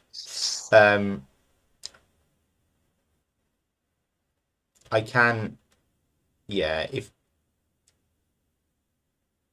on my third action it looks like I don't have a great chance of killing it outright, the Terror, that is, Cookie can take a shot at it, which will stop it attacking. If successful, will stop it attacking for the remainder of the round. It's an elite enemy, I assume. You are entirely correct. Well done. Okay, well, that's stymied that plan. In that case, I think our best shot is just for me to once again produce a machine gun from my sleeves and start shooting at the Terror and hope for the best. Um, I would like to talk longer term strategy than just this turn. I'm We I'm are I'm surprised and disgusted that you would imply we need to do anything other than get out the gun and shoot at the monster. What I kind of a very much game do you think this support is, Jessica? your get out the gun and shoot at the monster strategy. Yeah. I think we have two potential plans. One is a better outcome but harder. Hmm. Uh and one is like a fine outcome, I think. And relatively easy. Hmm. We could I I will say this is the relatively easy one. We could kill this monster and resign at Icebreaker Landing. Yes. Or I could go to the Rocky Crags, try and get however many clues, two or three more. Probably not. I'm not even going to say probably not that hard. I could feel myself jinxing it as I said it. Hmm. I think it will be challenging to do so. I don't think the getting the clues bit will be challenging. I think that stuff like not falling through the ice. Uh, Hmm. oh, this whiteout should have discarded ages ago. Okay. Well done. That shouldn't though. That shouldn't have Through discarded. the ice stays there until it damages you, at which point Yeah. it discards. Um, I am willing to brave it. We are at what, five clues, and we would need three more. There is one on your location if you're willing to lose your whole hand. Otherwise, I can probably get three off Rocky Crags once Yeah. I get there. Uh, I am willing to lose my whole hand if once I've dealt with the terror. So that would be next yeah, turn, but I'm happy to commit to trying to do that. And I'm happy to try the parlay. sure. Now that we know three, did you really say there were three frost tokens in that bag? Yes. Now that we know there are three frost tokens in that bag, I'm quite keen to get one of them out Okay, and try and get our cool transistor radio that all the cool kids have. cool. Um, bear in mind Hmm. it's a nearly a whole turn of movement to get to whichever 8 value camp we decide that we're going to go to. Hmm. I will say now it's on the other side of the map for me. The Crystalline Cavern looks less appetizing, and Barrier Camp that is one move away from the Rocky Crags. Actually, I suppose it's Crystalline Cavern. I was about to make Um, that point, so I'm glad that you didn't you didn't oblige me to. but for you, Crystalline Cavern is quite a lot further away. That's absolutely true. It's worth bearing in mind as well that my reading of it's pretty clear. We both have to be in the same place if we're both spending clues to move into a location. So Okay, um, I have three clues. You have two. Um, you would need to get six clues if you were to go to Rocky Crags alone, and then fight your way into the barrier camp or indeed to the crystalline cavern. okay. So whatever we do and wherever we go, We need to end up in the same place at the we same probably time. do. Yeah, yeah, These eights are like, given how many clues they give you in other places, these eights are very, very hard. yeah, yeah, I yeah. I mean, don't this think this they, scenario is really set up. You cannot go everywhere, can you? You like yeah. you look at it and you think, oh yeah, we can make that, we can make that, but actually, really have to fight to get to these places. Um, My biggest issue is I have a glacial phantasm to deal with. Um, yes. which I could evade, but then it's going to start like spamming us uh with Not Tamiki on the books. turn that you evade it.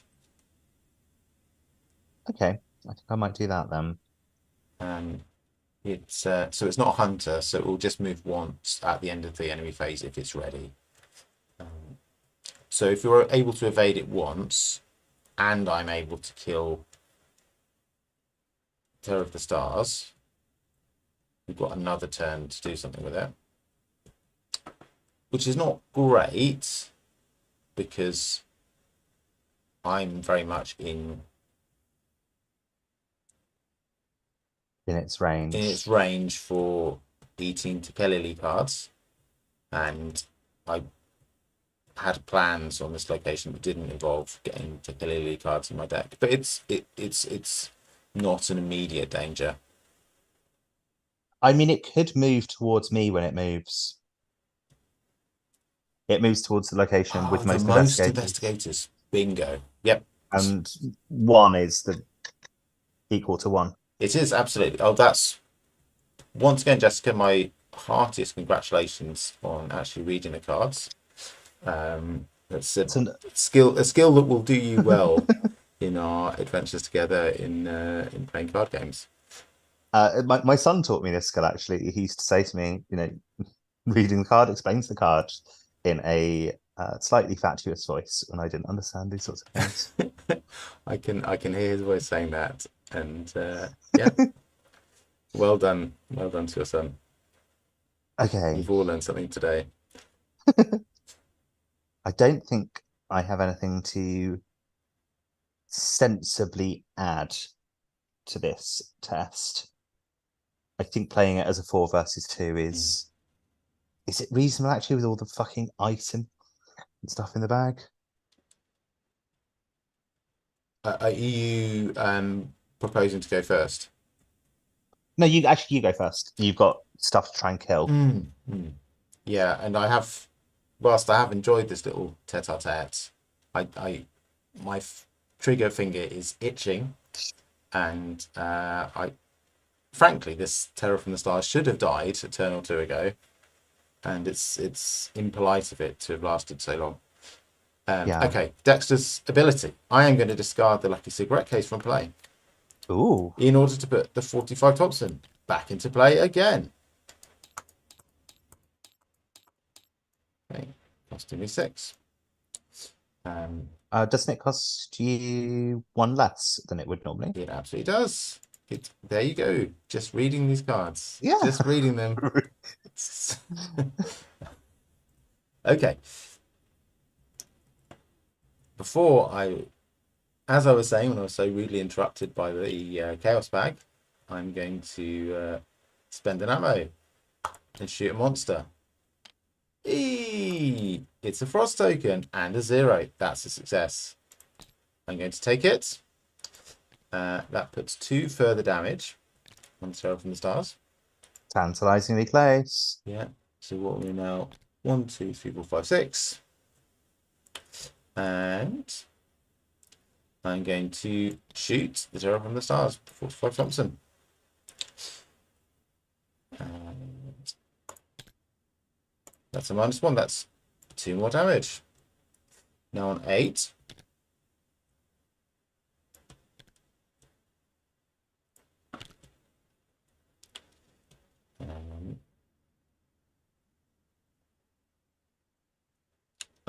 For my last action, once again, 3 is the magic number. I'm going to commit overpower to this test, and we'll see.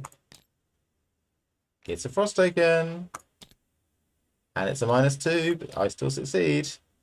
Yay! Well done, overpower. I draw a card. Hey, it's Blood Patch. That's exciting. And the Terror from the Scars is defeated. And that is sure as hell going to the victory display. And we earn a victory point. My turn is finished. And cool. There was much rejoicing.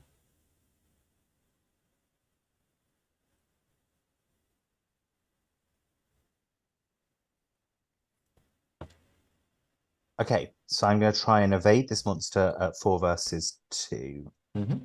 Or am I going to commit Grit Your Teeth to it? I think we both know what you're going to do. Oh, commit Grit Your Teeth. Yeah. To make it a 5 versus 2. not try the test and then play grit your teeth afterwards and then try again. That's a good point. Yeah, that's exactly what I meant to say. Yeah, I thought so. Oh, but I've succeeded. So, Boo. well, I guess that tells me, doesn't it? So that's action one. Action two, I'll go to this precarious ice sheet. Uh,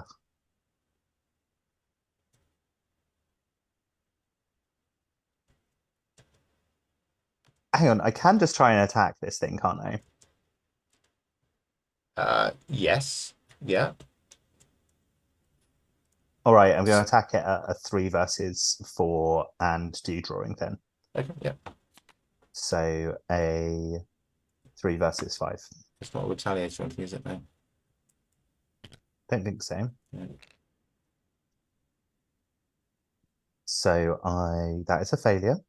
Mhm. What's the hand limit again? It's 8. You've got 7. So I'll get 2 resources off drawing then and draw 1 card. And draw 1 card. There we go. I don't know why it won't do that today. Boo.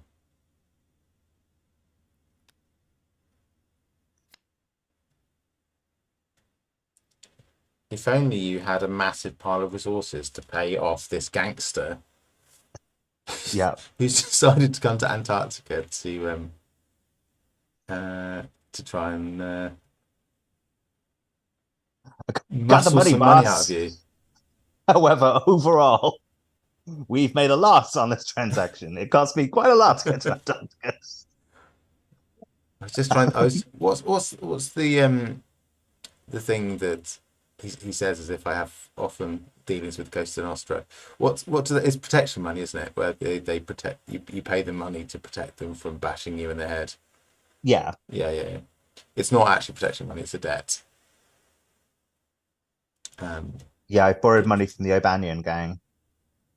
Seems like they're always looking to collect at the worst times. I mean, absolutely. Possibly the place on Earth furthest from the nearest bank.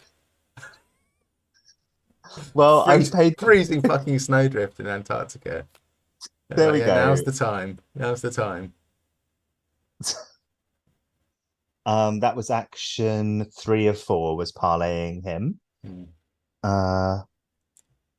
And 4 of 4, I'll make my way to the precarious ice sheet. Yeah. Awesome. Well, that wasn't a terrible turn, I think. It was all right. It felt a bit mid compared to some of the turns I've had, but like it would have been nice to have gotten further away from this thing, but I will get further away from it. I mean, you've already alluded to the slight anti-climax that comes with passing every test in your turn when you're playing Stella. So this is quite interesting. I have a quantum paradox. Do you remember during last week me saying that you had a doomed in your deck? I shouldn't have. And you shouldn't have, yeah. See, I've got a quantum paradox in my deck that I shouldn't have. Partly I shouldn't have it because I already have a basic weakness, partly because it's secret investigators only, so I can't legally take it. Draw a different card. I will. But I think I've worked out what happened, which is that the mod is just really clever. And it noticed that our decks on loading had a random basic weakness in them. And it added that random basic weakness in the decks when it constructed them for us and stuck it in there. Cool. It's not quite clever enough to have known that I couldn't take quantum paradox, it seems. Were you doing your upkeep? Is that why you drew that? Yes. Cool. I will also do my upkeep. Cool. I've got I think I might be 1 over the hand of it. No, I'm not. I'm not at all.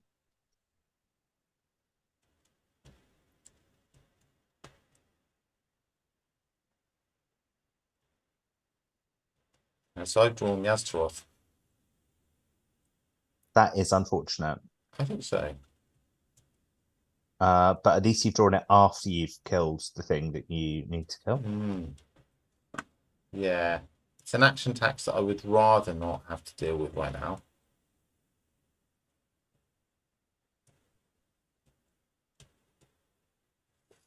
I'm just looking to see. Yeah.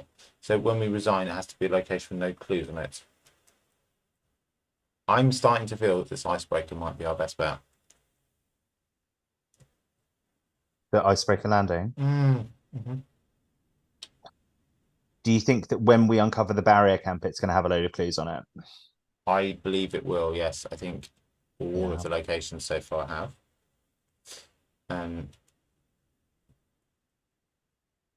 We are due a Mythos phase now anyway, so let's do that and then discuss what we're going to do, I think. Yeah.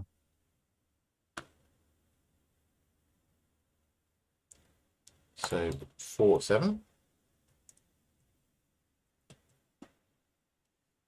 You draw an encounter card. It's a nice shot.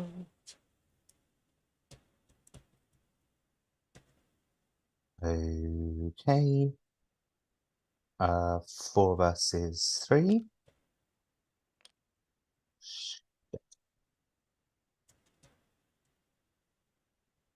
Okay. So I take 2 damage. Yeah. And I think for the first time this game, shuffle a sleeky card into my deck. Do you want to grit your teeth?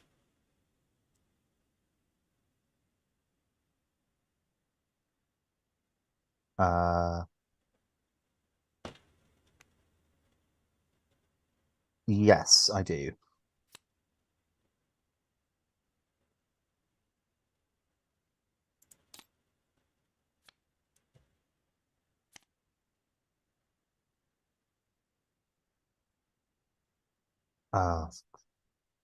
That's a shit thing to have drawn.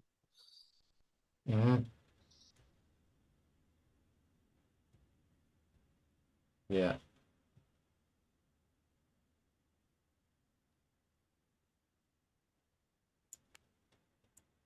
If you're right, and I think you probably are, and there's a load of clues on the barrier camp Yeah. or whichever other 8 value location we end up uncovering, I don't think there's a realistic chance of us resigning at any of them. Any of what? Any of the 8 value locations. If we've also got to investigate, like, probably 4 more clues off it.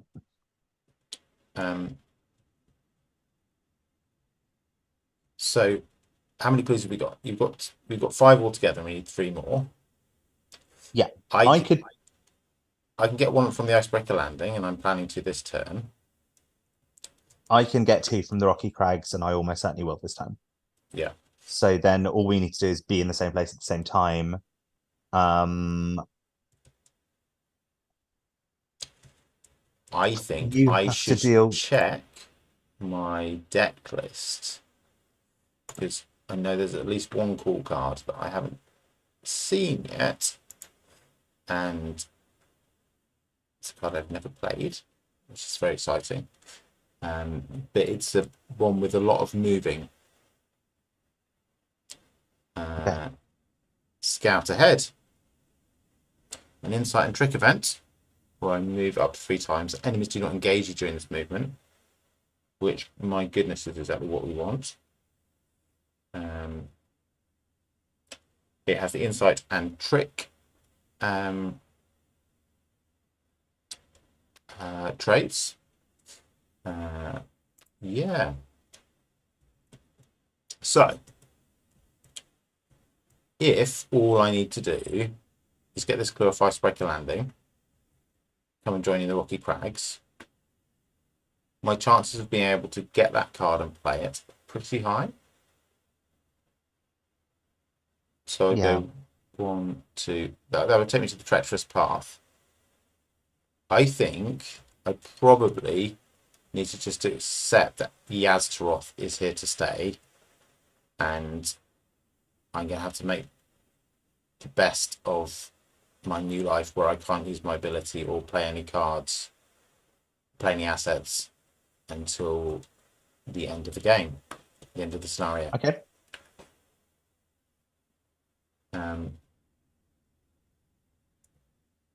But yeah, are you very keen to go to the barrier camp? Or indeed No, the I crystalline cavern? actually, to be honest, I think we should try and resign at Icebreaker Landing. But if we end up at the Rocky Crags, I'm very happy to go to Rifting Cabin instead of the Barrier Camp. You've sold me on it, and Okay. it's the same Okay. number of moves away. Okay. So what we need to do? At the end of this turn, I can end up in the treacherous path, and you can end up in the rocky crags with the clues that we need, right? Yeah, even with zero visibility. Yes. Okay. So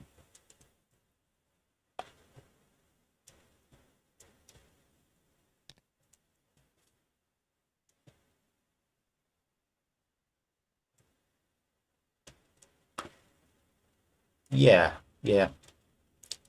It would be a bit unfortunate, I think. I think I would lose. I'm not going to lose an action this turn because I'm going to discard Polar Mirage.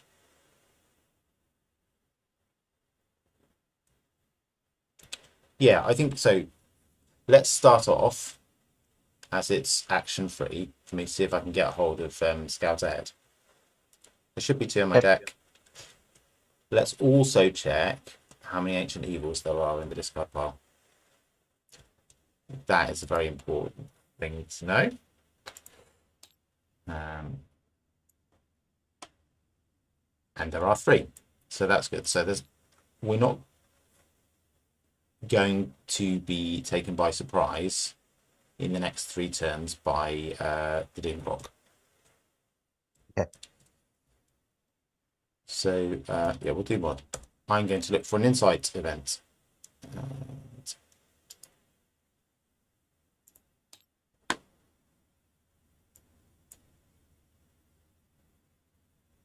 Okay.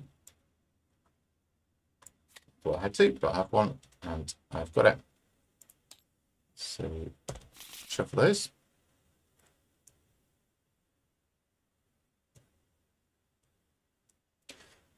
So yeah, let's imagine there are 4 clues on the place that we go to.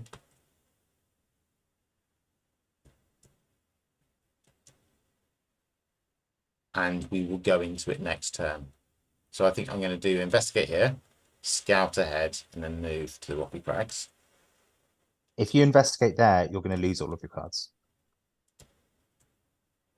Oh, god damn. Yeah, so I am. I can. Is this the point at which we play it safe and I can get 3 clues off Rocky Crags. It will just probably take me. It might take me an extra turn.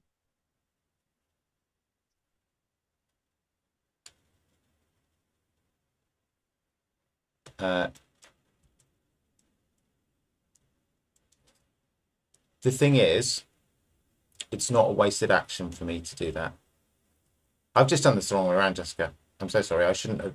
What I need to do is investigate, then activate Molly, Yep. and then move on. Is that? Yeah, let's do it like that. Yeah. So we'll retcon. I've not learned any information because that's the only insight card in my deck, and therefore I was bound to find it because that's how Molly works, which is a really, really cool thing. Really, I love those little nuggets of deck building. So like, Yeah, with her in play, if you build an entire deck where there's loads of things with the only one with a particular trait, you've got an entire deck tutor for a particular card. yeah, that's really cool. It's really good. So I'll do a clairvoyance on this location. So I am at 5 versus 2. Hello, darkness, my friend. Okay, so that's a -1, and that succeeds. I get the clue.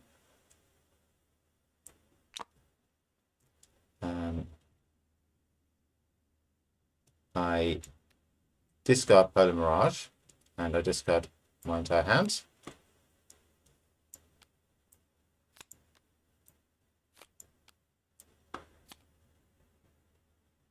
Then I do the Molly thing, Mhm. and I play Scout Ahead. One resource. Move 3 locations. And then I move another location. Oh, not like that. Like that. To the Rocky Crags. Are you going to do through the ice? I was not planning to. Oh, to enter or leave. Yeah. Okay.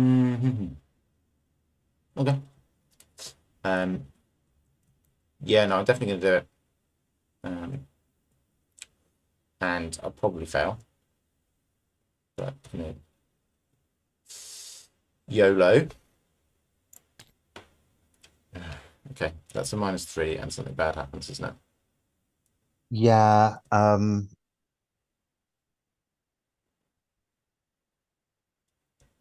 So the good thing that happens is through the ice gets discarded. The bad thing that happens is you stay at the treacherous path. Yeah, okay. I mean, you say that like that's the only bad thing that happens, but And yeah, you also have to discard the top 3 cards of your deck, which sucks. top 2, I think. Yeah. Were you a +1 on that test? I was not, but I was at evens, but the rules of the game mean that my skill cannot be reduced below 0, so I'm still 2 below. I still fail by 2, and so.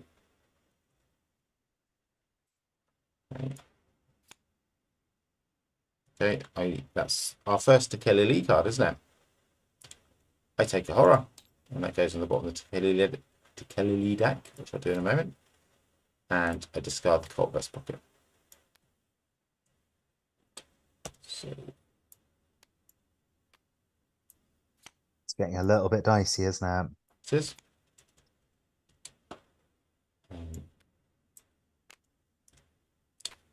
Take your turn.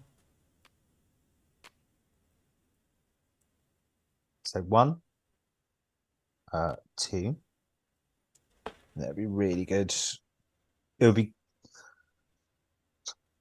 right. So what am I testing here?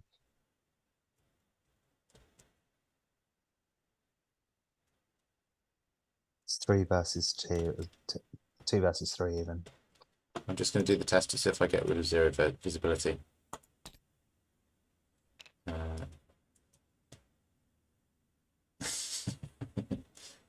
I do not, and I shuffle a Tekeli deck into my deck for my troubles. Okay. A Tekeli card. And I don't know if it do I.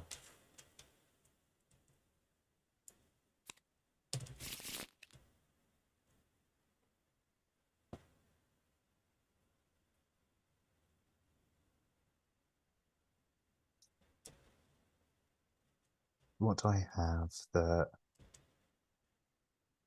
I could commit perception to this. My ideal thing to happen would be to fail by 2 or less. I'm on a -1. It might be sensible to just go for it. Flashlight is great for that.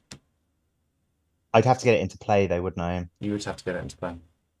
Which would mean doing the investigation next time. But I think if we're expecting to investigate the next location as well, yeah, I probably do want to get it in play.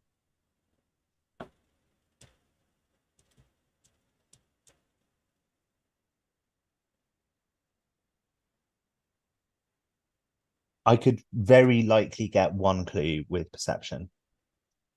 Should I just bite the bullet and put flashlight in play? And no, I should definitely try at least once this turn, Yes. even if I try and fail on purpose. Okay, let's just believe in the heart of the cards.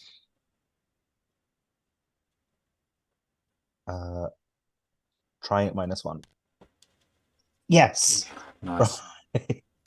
Uh, Boom. play. Look what I found. Boom.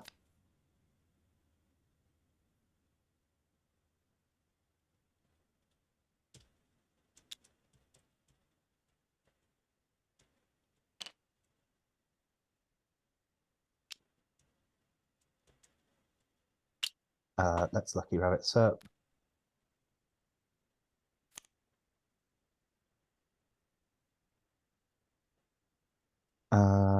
And now I've still got an action left, which I will use to get the flashlight out. Yeah, Because I yeah, think I'm that's the gonna right need it. move because we can't leave this location to run with you.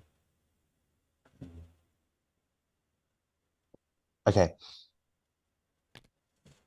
So that's both our turns. I'm about to get fucked over by this phantasm. You are. Okay. There's nothing to be done about it.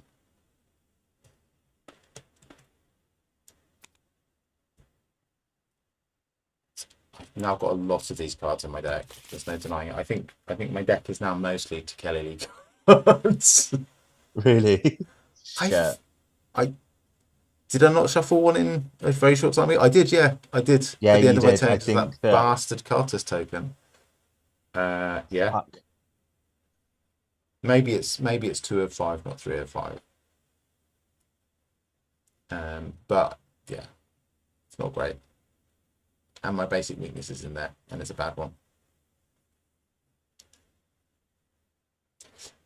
Anyway, let's not dwell on such ugly matters. There's a crystalline cave to explore and escape into. But first Can of all, I we have to make? Go on. I know you're excited about the crystalline cave. Yes. I believe in your passion for it, Mm. but I'm going to make one mechanics point, which is that if we went to the barrier camp instead, and it looked like we weren't going to investigate all of it in time, we would be within a turn of being icebreaker landing and resigning there. Whereas if we're at the crystalline cave, our options are significantly shitter. So I think we're going to go into the crystalline cavern now. Okay. And if it isn't a nice place, if the crystals are not up to scratch, if our chakras are not satisfied, we can go. Oh no, we can't go through the Board Snowdrifts, can we? Or indeed the remnants of Lakes camp. No. We would be 1, 2, 3, 4, 5 moves away from icebreaker landing. Whereas at barrier camp we would be 2 moves away. Like it's an entire extra turn's worth of movement in a game where we have 3 turns left. Oh, this is how my crystal dream dies. I Out in the snow, left to freeze to death like an unwanted infant. Yeah, okay, yeah. If you are, for the good of the party, going to leave my baby outside in the snow to die, Jessica, if you're happy to have that on your conscience, then going by all means, let's go to barrier camp. Being lead investigator means making tough decisions. And this is one of those times where I have decided that 5 is greater than 2. And so I'm afraid we're going to go to the barrier camp. Okay. I'm really sorry. Yeah. I wanted to see what was in there as well. I mean, but I think I've got snow blindness. That you wouldn't have seen it anyway. Well, I thought in the cavern I might be able to get some snow out of my eyes, and that would be beneficial for everyone. Yeah, let's do this. We need to still do the mythos phase, don't we? Oh shit! Yeah, we got 2 turns. to nail this thing. Yeah, so like that makes me even more certain that we shouldn't go to Yeah. the crystalline. Okay. Okay. So 5 of 7. Is that correct, or have I just advanced it and then we started talking? I think you've just advanced it and then we Yeah. started talking. Yeah. I think so. But I don't think we've drawn our No, we thing haven't down to drawn base. our. Oh, come on. Yee. Oh. Okay. Uh, do you know how to pronounce this one? Yeah. Pyrophobia. Pyrophobia. I don't know. One of those.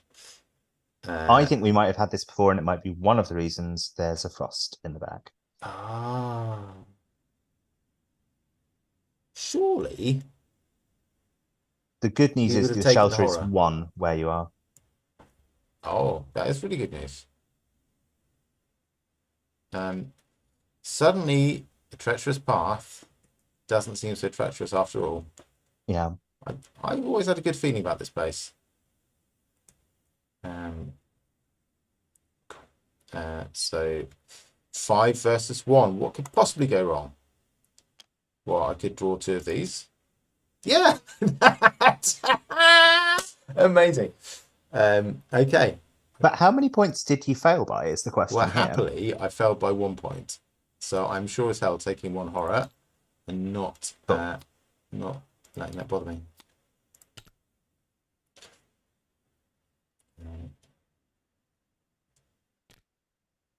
So I think I should go first because otherwise I think you should go first and get to the barrier camp. So I'm going to move once, move twice. So we spend all 8 tokens. Yep.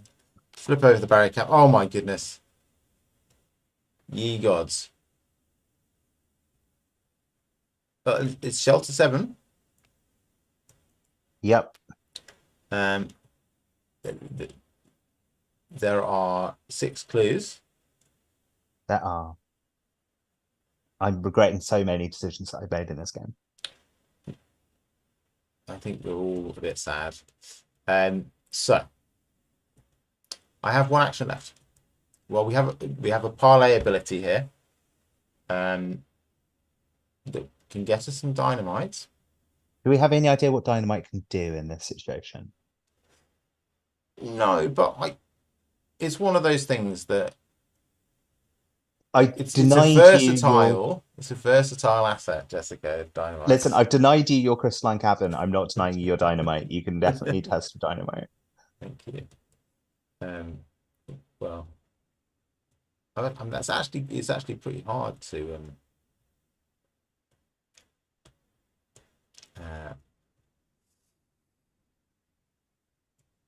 beat a 4 wood power test. Even I'm at 1 up at the moment. I don't. Yeah. At the moment, have a really great answer to dealing with that.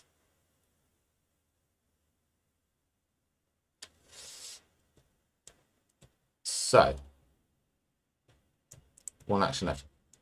Do we sack off the barrier camp? I've got 1 action. You've got 2 that you could take at the barrier camp. It's a 4 shroud location. So at best, I've got some quite good ways of investigating. I will be turning it into a 2 shroud location on at least 3 investigates. Okay, yeah. I have got my hand is full of cool stuff. Mm-hmm. Annoyingly, none of those cool stuffs are look what I found, which would be excellent. Any of them resourceful? One of them is resourceful. One of them is resourceful, which will allow me to get a look what I found back. So I have 1 clairvoyance charge left. So okay. if I can find a way of boosting my willpower a bit more, I have a decent chance of getting 2 of these clues. After that, I'm pretty much it's not happening.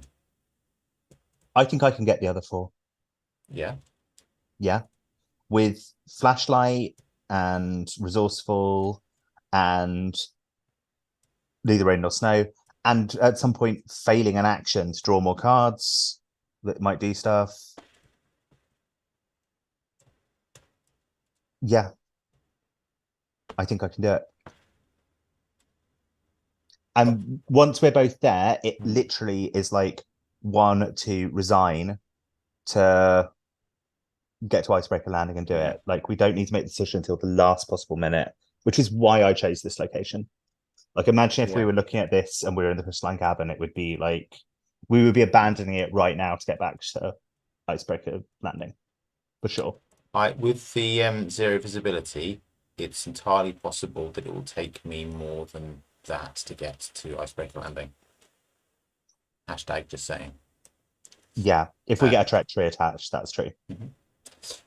But you might lose that by the time that we do get a treachery attached. Yeah, it's possible. It is possible. Okay. I don't think, however, it's a good idea for me to use my last turn in a Hail Mary clairvoyance at +1. Wonder what I might still have left in my deck that Molly could help me with, though. Oh my goodness, she's so good.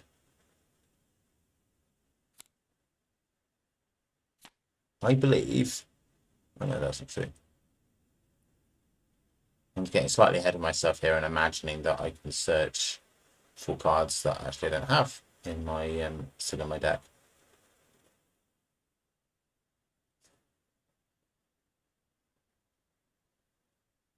So I've seen 2 Azure Flames. I've seen 2 Clairvoyants. I've seen 2 Lucky Cigarette Case. I've seen 1 Kick in the Hornet's Nest, but that's no good. I've seen 2 Guts. I don't think there's very many willpower items left in my deck, actually. Which is probably because they're mostly Tequila Lee cards.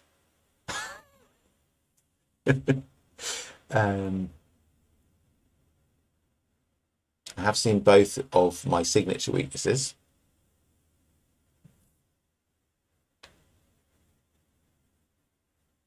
This would be an exceptionally good time to be able to play Blood Pact. But I've seen that as well. I could just draw a card. Or I could do something clever. Why don't you start taking your turn? Let's defer my action. Yeah. While I try and work out what I can get with Molly and whether I can. I'm working out how to deal with this manifestation of madness. Yeah, you do that and I'll look at my deck. I think I might need to commit neither rain nor snow to really try and get away from it. I don't like doing that, but I'll do it to create a 7 versus 3.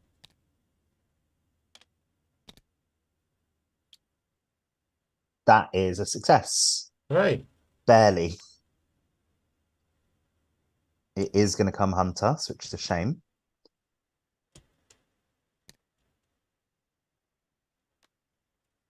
Action 2.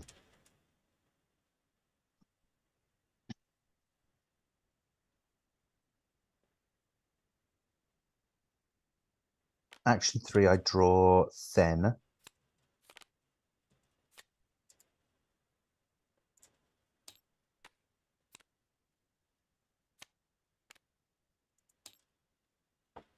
To make this basically undoable. It's going to be like a 6 versus 2, this investigation, but that's fine. Ugh, unless that happens. Well,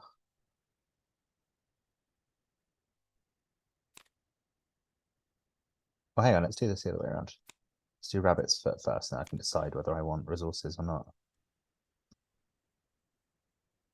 While you're doing that, Mike, the trait I've chosen for Molly is Spell. Okay. Oh, God.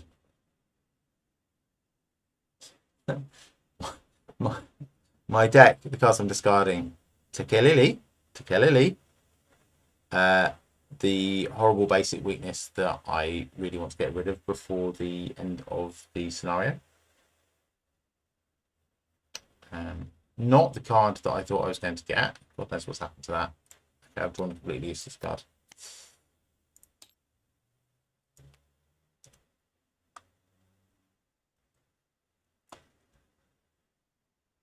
Okay, I'm going to investigate at 5 versus 2, spending a perception and a resourceful and a flashlight charge. Oh, fuck off. Sorry. What happened? I got an auto Oh, fail. oh.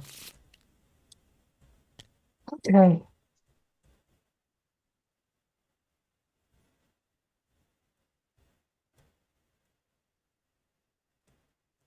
Okay, that's my turn. So I didn't draw. I must have miscounted my cards. I drew Miss Sevelier, which I can't play and is useless for committing. Except if I want to try and get rid of its 0 visibility. I'm actually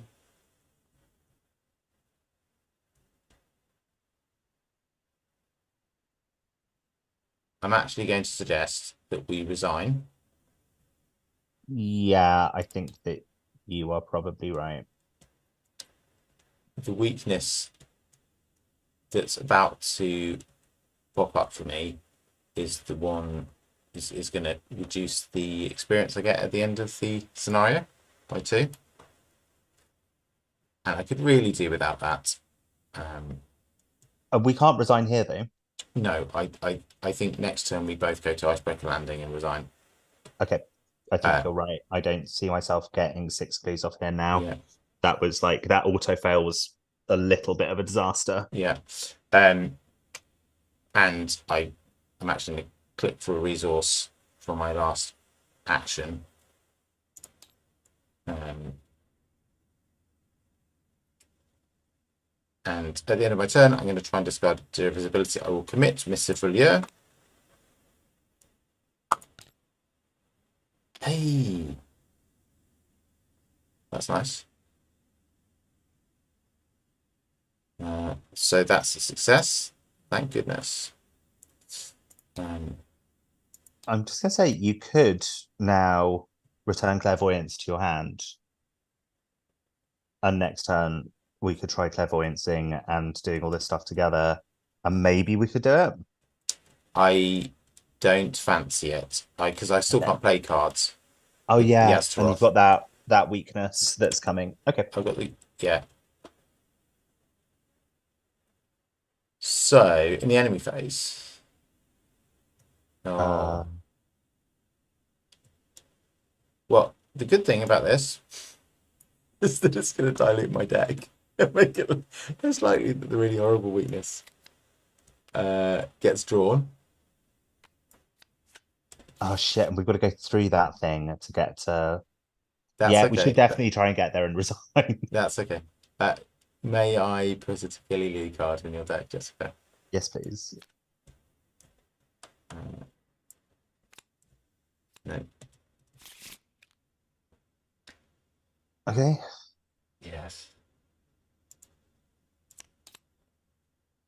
Hey, it's a Tekeli card. Who could have guessed?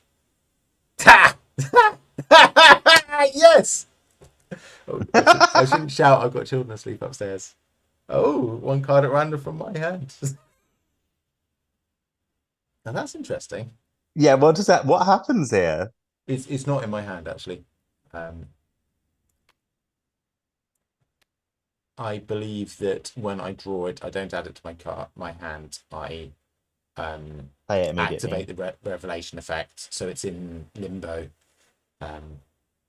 So I discard nothing from my hand, and then that's I tell you what, that and the drawing that elder sign have really perked my spirits up. Oh, that's awesome. That's great. Oh, what I say, Jessica? Yeah, That's nice, isn't it? it's nice to see them. I don't think I'll get to use them. Yeah. Let's do the Mythos phase and hope that nothing really bad happens to us. Yeah. I'm not snowblind anymore, so the chances that anyway, I've learned that the game is listening, and I shouldn't say things like that. Okay, have you incremented? I have incremented. Yes, we're now at 5 doom.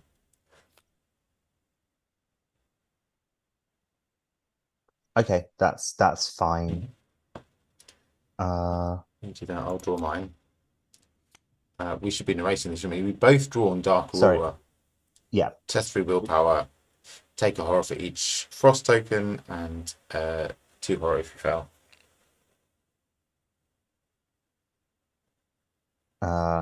I think it's time for Granny Orn to die. Mm-hmm. She's served me well. So I will instead just take 1 horror. Yeah. Cool. And I draw -2, which is a success. Oh. Okay. That went extremely well. Didn't it? I think I should probably go first and pick up this phantasm. Sure. Move once. Phantasm engages me. Move again, taking an attack opportunity. So that's 1 damage, 1 horror. Oh. Oh, I tell you what.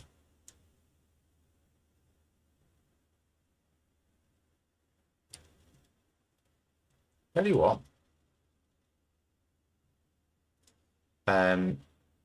I can't resign because you're not at this location.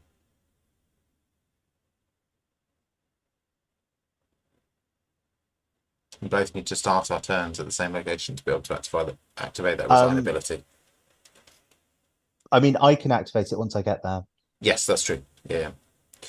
So, actually, do you want to spend one of your actions just trying this parlay test? And then the rest of your actions. I kind of do, but Yeah. I don't really want to take. Oh, actually, no. There's no reason not to try and take I meant the one at the barrier camp, which you'd be better at anyway. So take the barrier camp test, then move, and then that's your whole turn, and then I come there. That's a great suggestion. Do you have any willpower icons to commit to that test? Do you know what? Yes, I do. And you can have all of them. Great, please. Yeah, that'd be great. Because the Dynamite Dream, it's had a reprieve. Tantalizingly close. It's had a reprieve. How many icons are you giving me? I can give you 2. Excellent. And I'm not being stingy. That's what I can do. Okay, cool. So that puts me at 3 up. Yeah, 7 versus 4. And that is a -4. So that's the Dynamite so we failed, Dream yeah? detonated, self-detonated. Okay, I'm at the icebreaker. I have a bad phantasm. Things are less rosy than they seemed a few short seconds ago. How incredibly annoying. Yep. Yeah.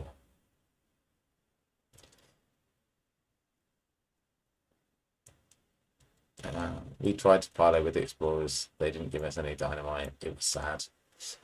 That's my turn. Jessica, how about you have yours? Yeah, I think my turn's fairly obvious. Yeah. Move, resign.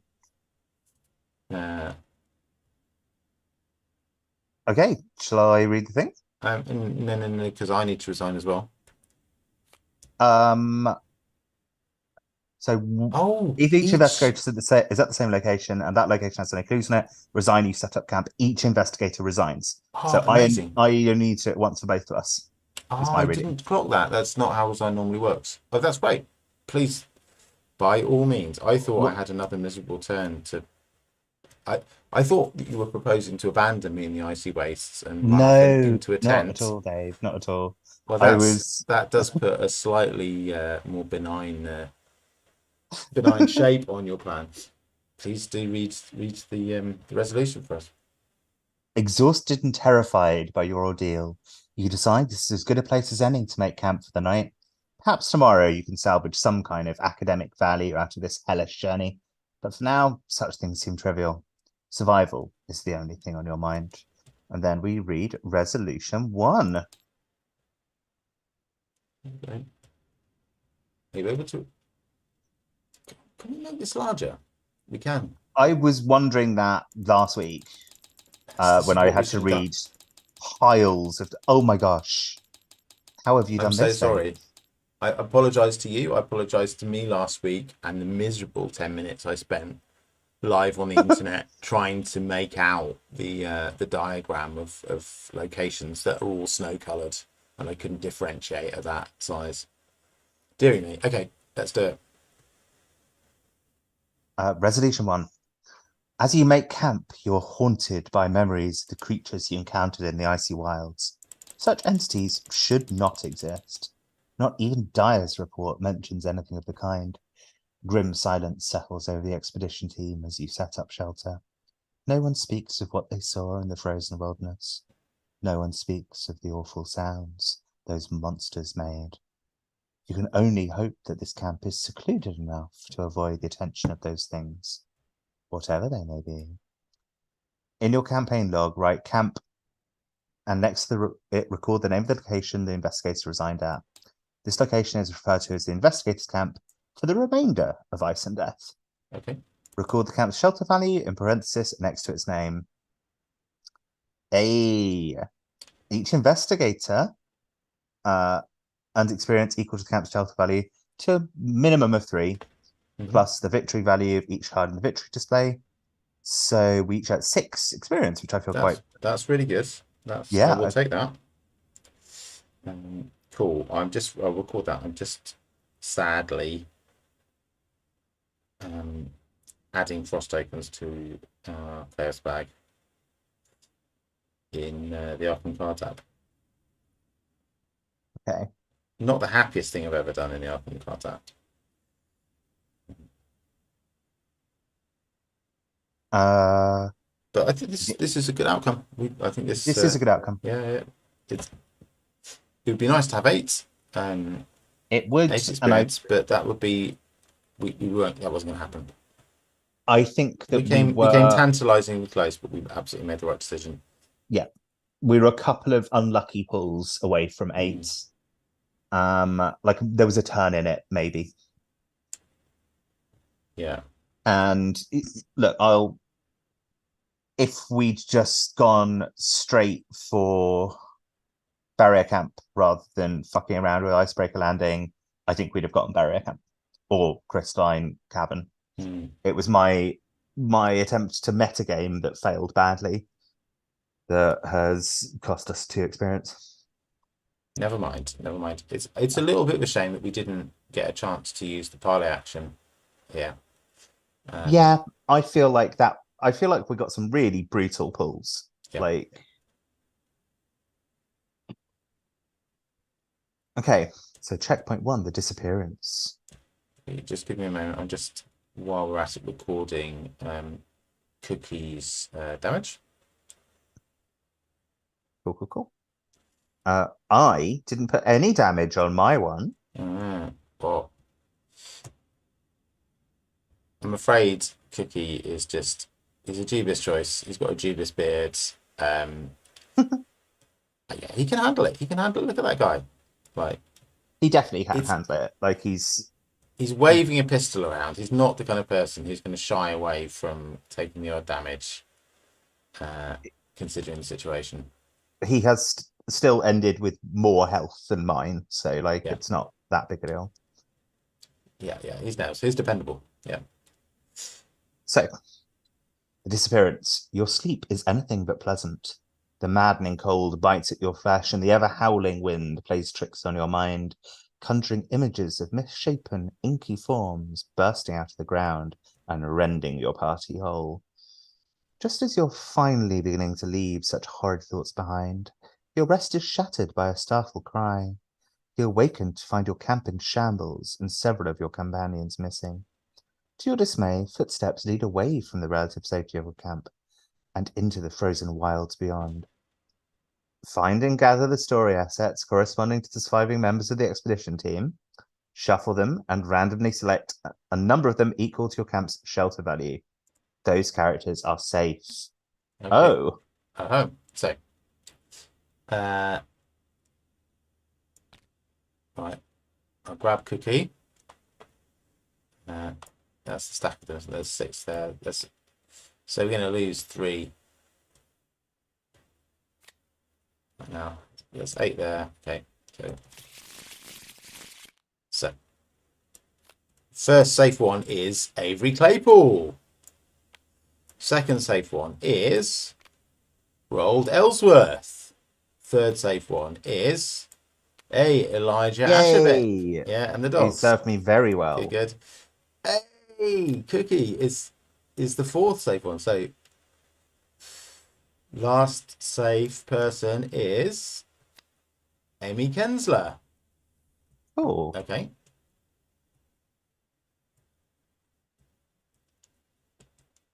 Outstanding.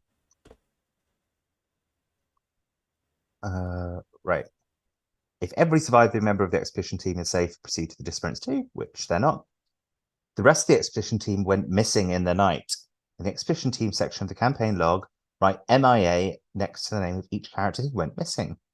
The investigators must decide. Choose one. They're on their own. You'll skip the next part of the scenario. Proceed to the disappearance 2. Go after the missing team members.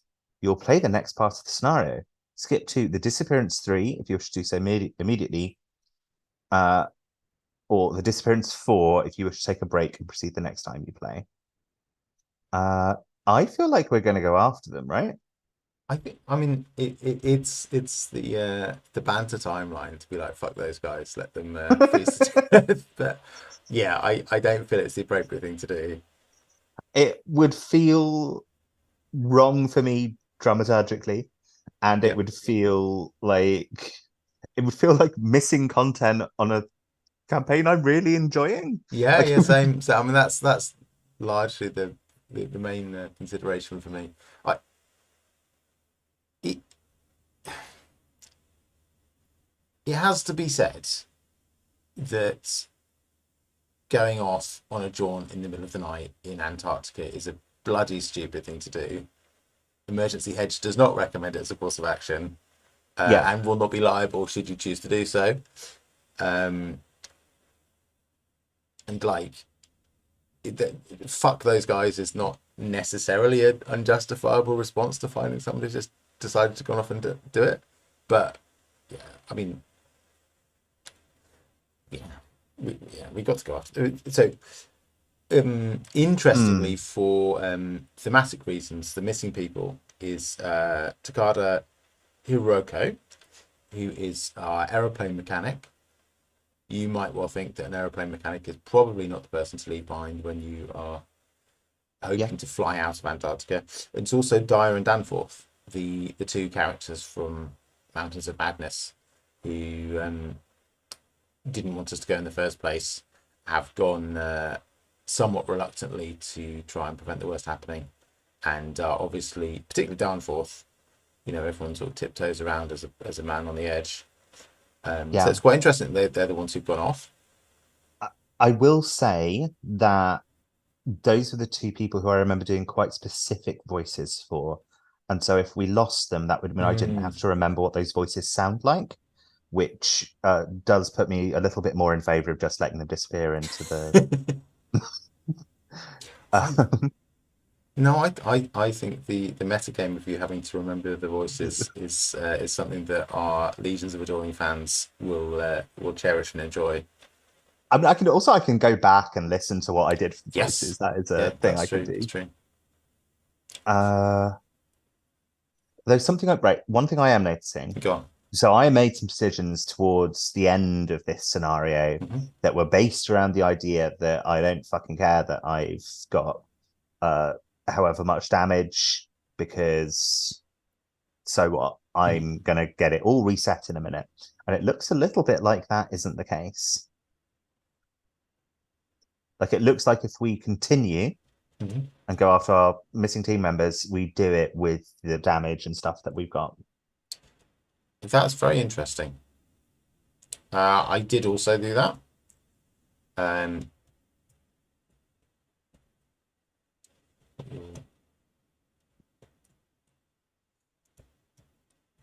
I think that we should keep going anyway. yeah, I think so. I think so. You know, poor old. Probably what's happened is Darnforth Forth has finally cracked under the strain and coming back to a very traumatizing place. And you know, Dyer's gone off to try and help him, and Yeah. Takada, I don't know, is involved in some way. And it really is pretty much our fault for persuading them to come in the first place. It wasn't a responsible Yeah. thing to do. Um, and we ought to go and try and help them. However stupid it is to go prancing around in the dead of night in Antarctica. Yeah. And I feel like mechanically, it's probably not good to lose nearly half of our team. That feels bad. Yes. Yeah, yeah. Cool. We started with 9 people, didn't we? And we're down to 5 now. Is that right? Yeah. With 9 partners. Yeah, and we would lose 3 in a single swoop if we just didn't go after them. Yeah. So I think, although it says like, do you want to take a break? And we are going to take a break Mm-hmm. because we're not going to clear anything up. I assume we go to next time we come back, we'll go to the Disappearance 3 and not remove any locations from play and just reset our. We'll go from there. We'll go from the Disappearance 3 when we come back. Oh, yes, of course, because we can leave the game in suspended animation on the internet. Yes, Not on the internet, which virtually in some liminal net space. presumably on your computer. I don't know. Yeah, yeah, it is. I think Steam synchronizes TTS saves as well, so I think it's both on my computer and on Oh, the internet. I think. cool. Um, okay. Well, that was Yeah. jolly Yeah. exciting. Um, we don't get to spend an experience between now and then, though, is another thing. We don't. I don't think so. It doesn't say we do. I think the rules and checkpoints said something along those lines. Let's check. Let's have a look. Let's check the checkpoint rules. Boom, boom, boom. It's a good job we spent 10 minutes reading through these last week. Here we go. Some of the scenarios in the Edge of the Earth campaign are split into multiple parts. Players may choose to play these parts one at a time with breaks in between each part. They may play multiple parts one after another as part of a longer session. Each part is its own game with its own setup and resolution. After completing one part of the scenario, the campaign guide directs the investigators to a checkpoint that instructs them how to proceed. If the investigators wish to proceed directly to the next part of the scenario, the checkpoint will instruct them how to clean up the game to prepare for the next part of the scenario. If the investigators wish to take a break and resume playing during the next gaming session, the checkpoint will instruct them to record information in the campaign log that makes setup for the next session quick and easy, so it doesn't have the information that we're looking for. No, how weird. I think we can. I don't think we can, I based on I what I've I read. I feel your take on this is slightly warped by having just played the Innsmouth Conspiracy, which is weird about when you can and can't spend XP. That is the only campaign where there are restrictions on you spending XP in between scenarios. But we're not in between scenarios, we're at a checkpoint. That's my point.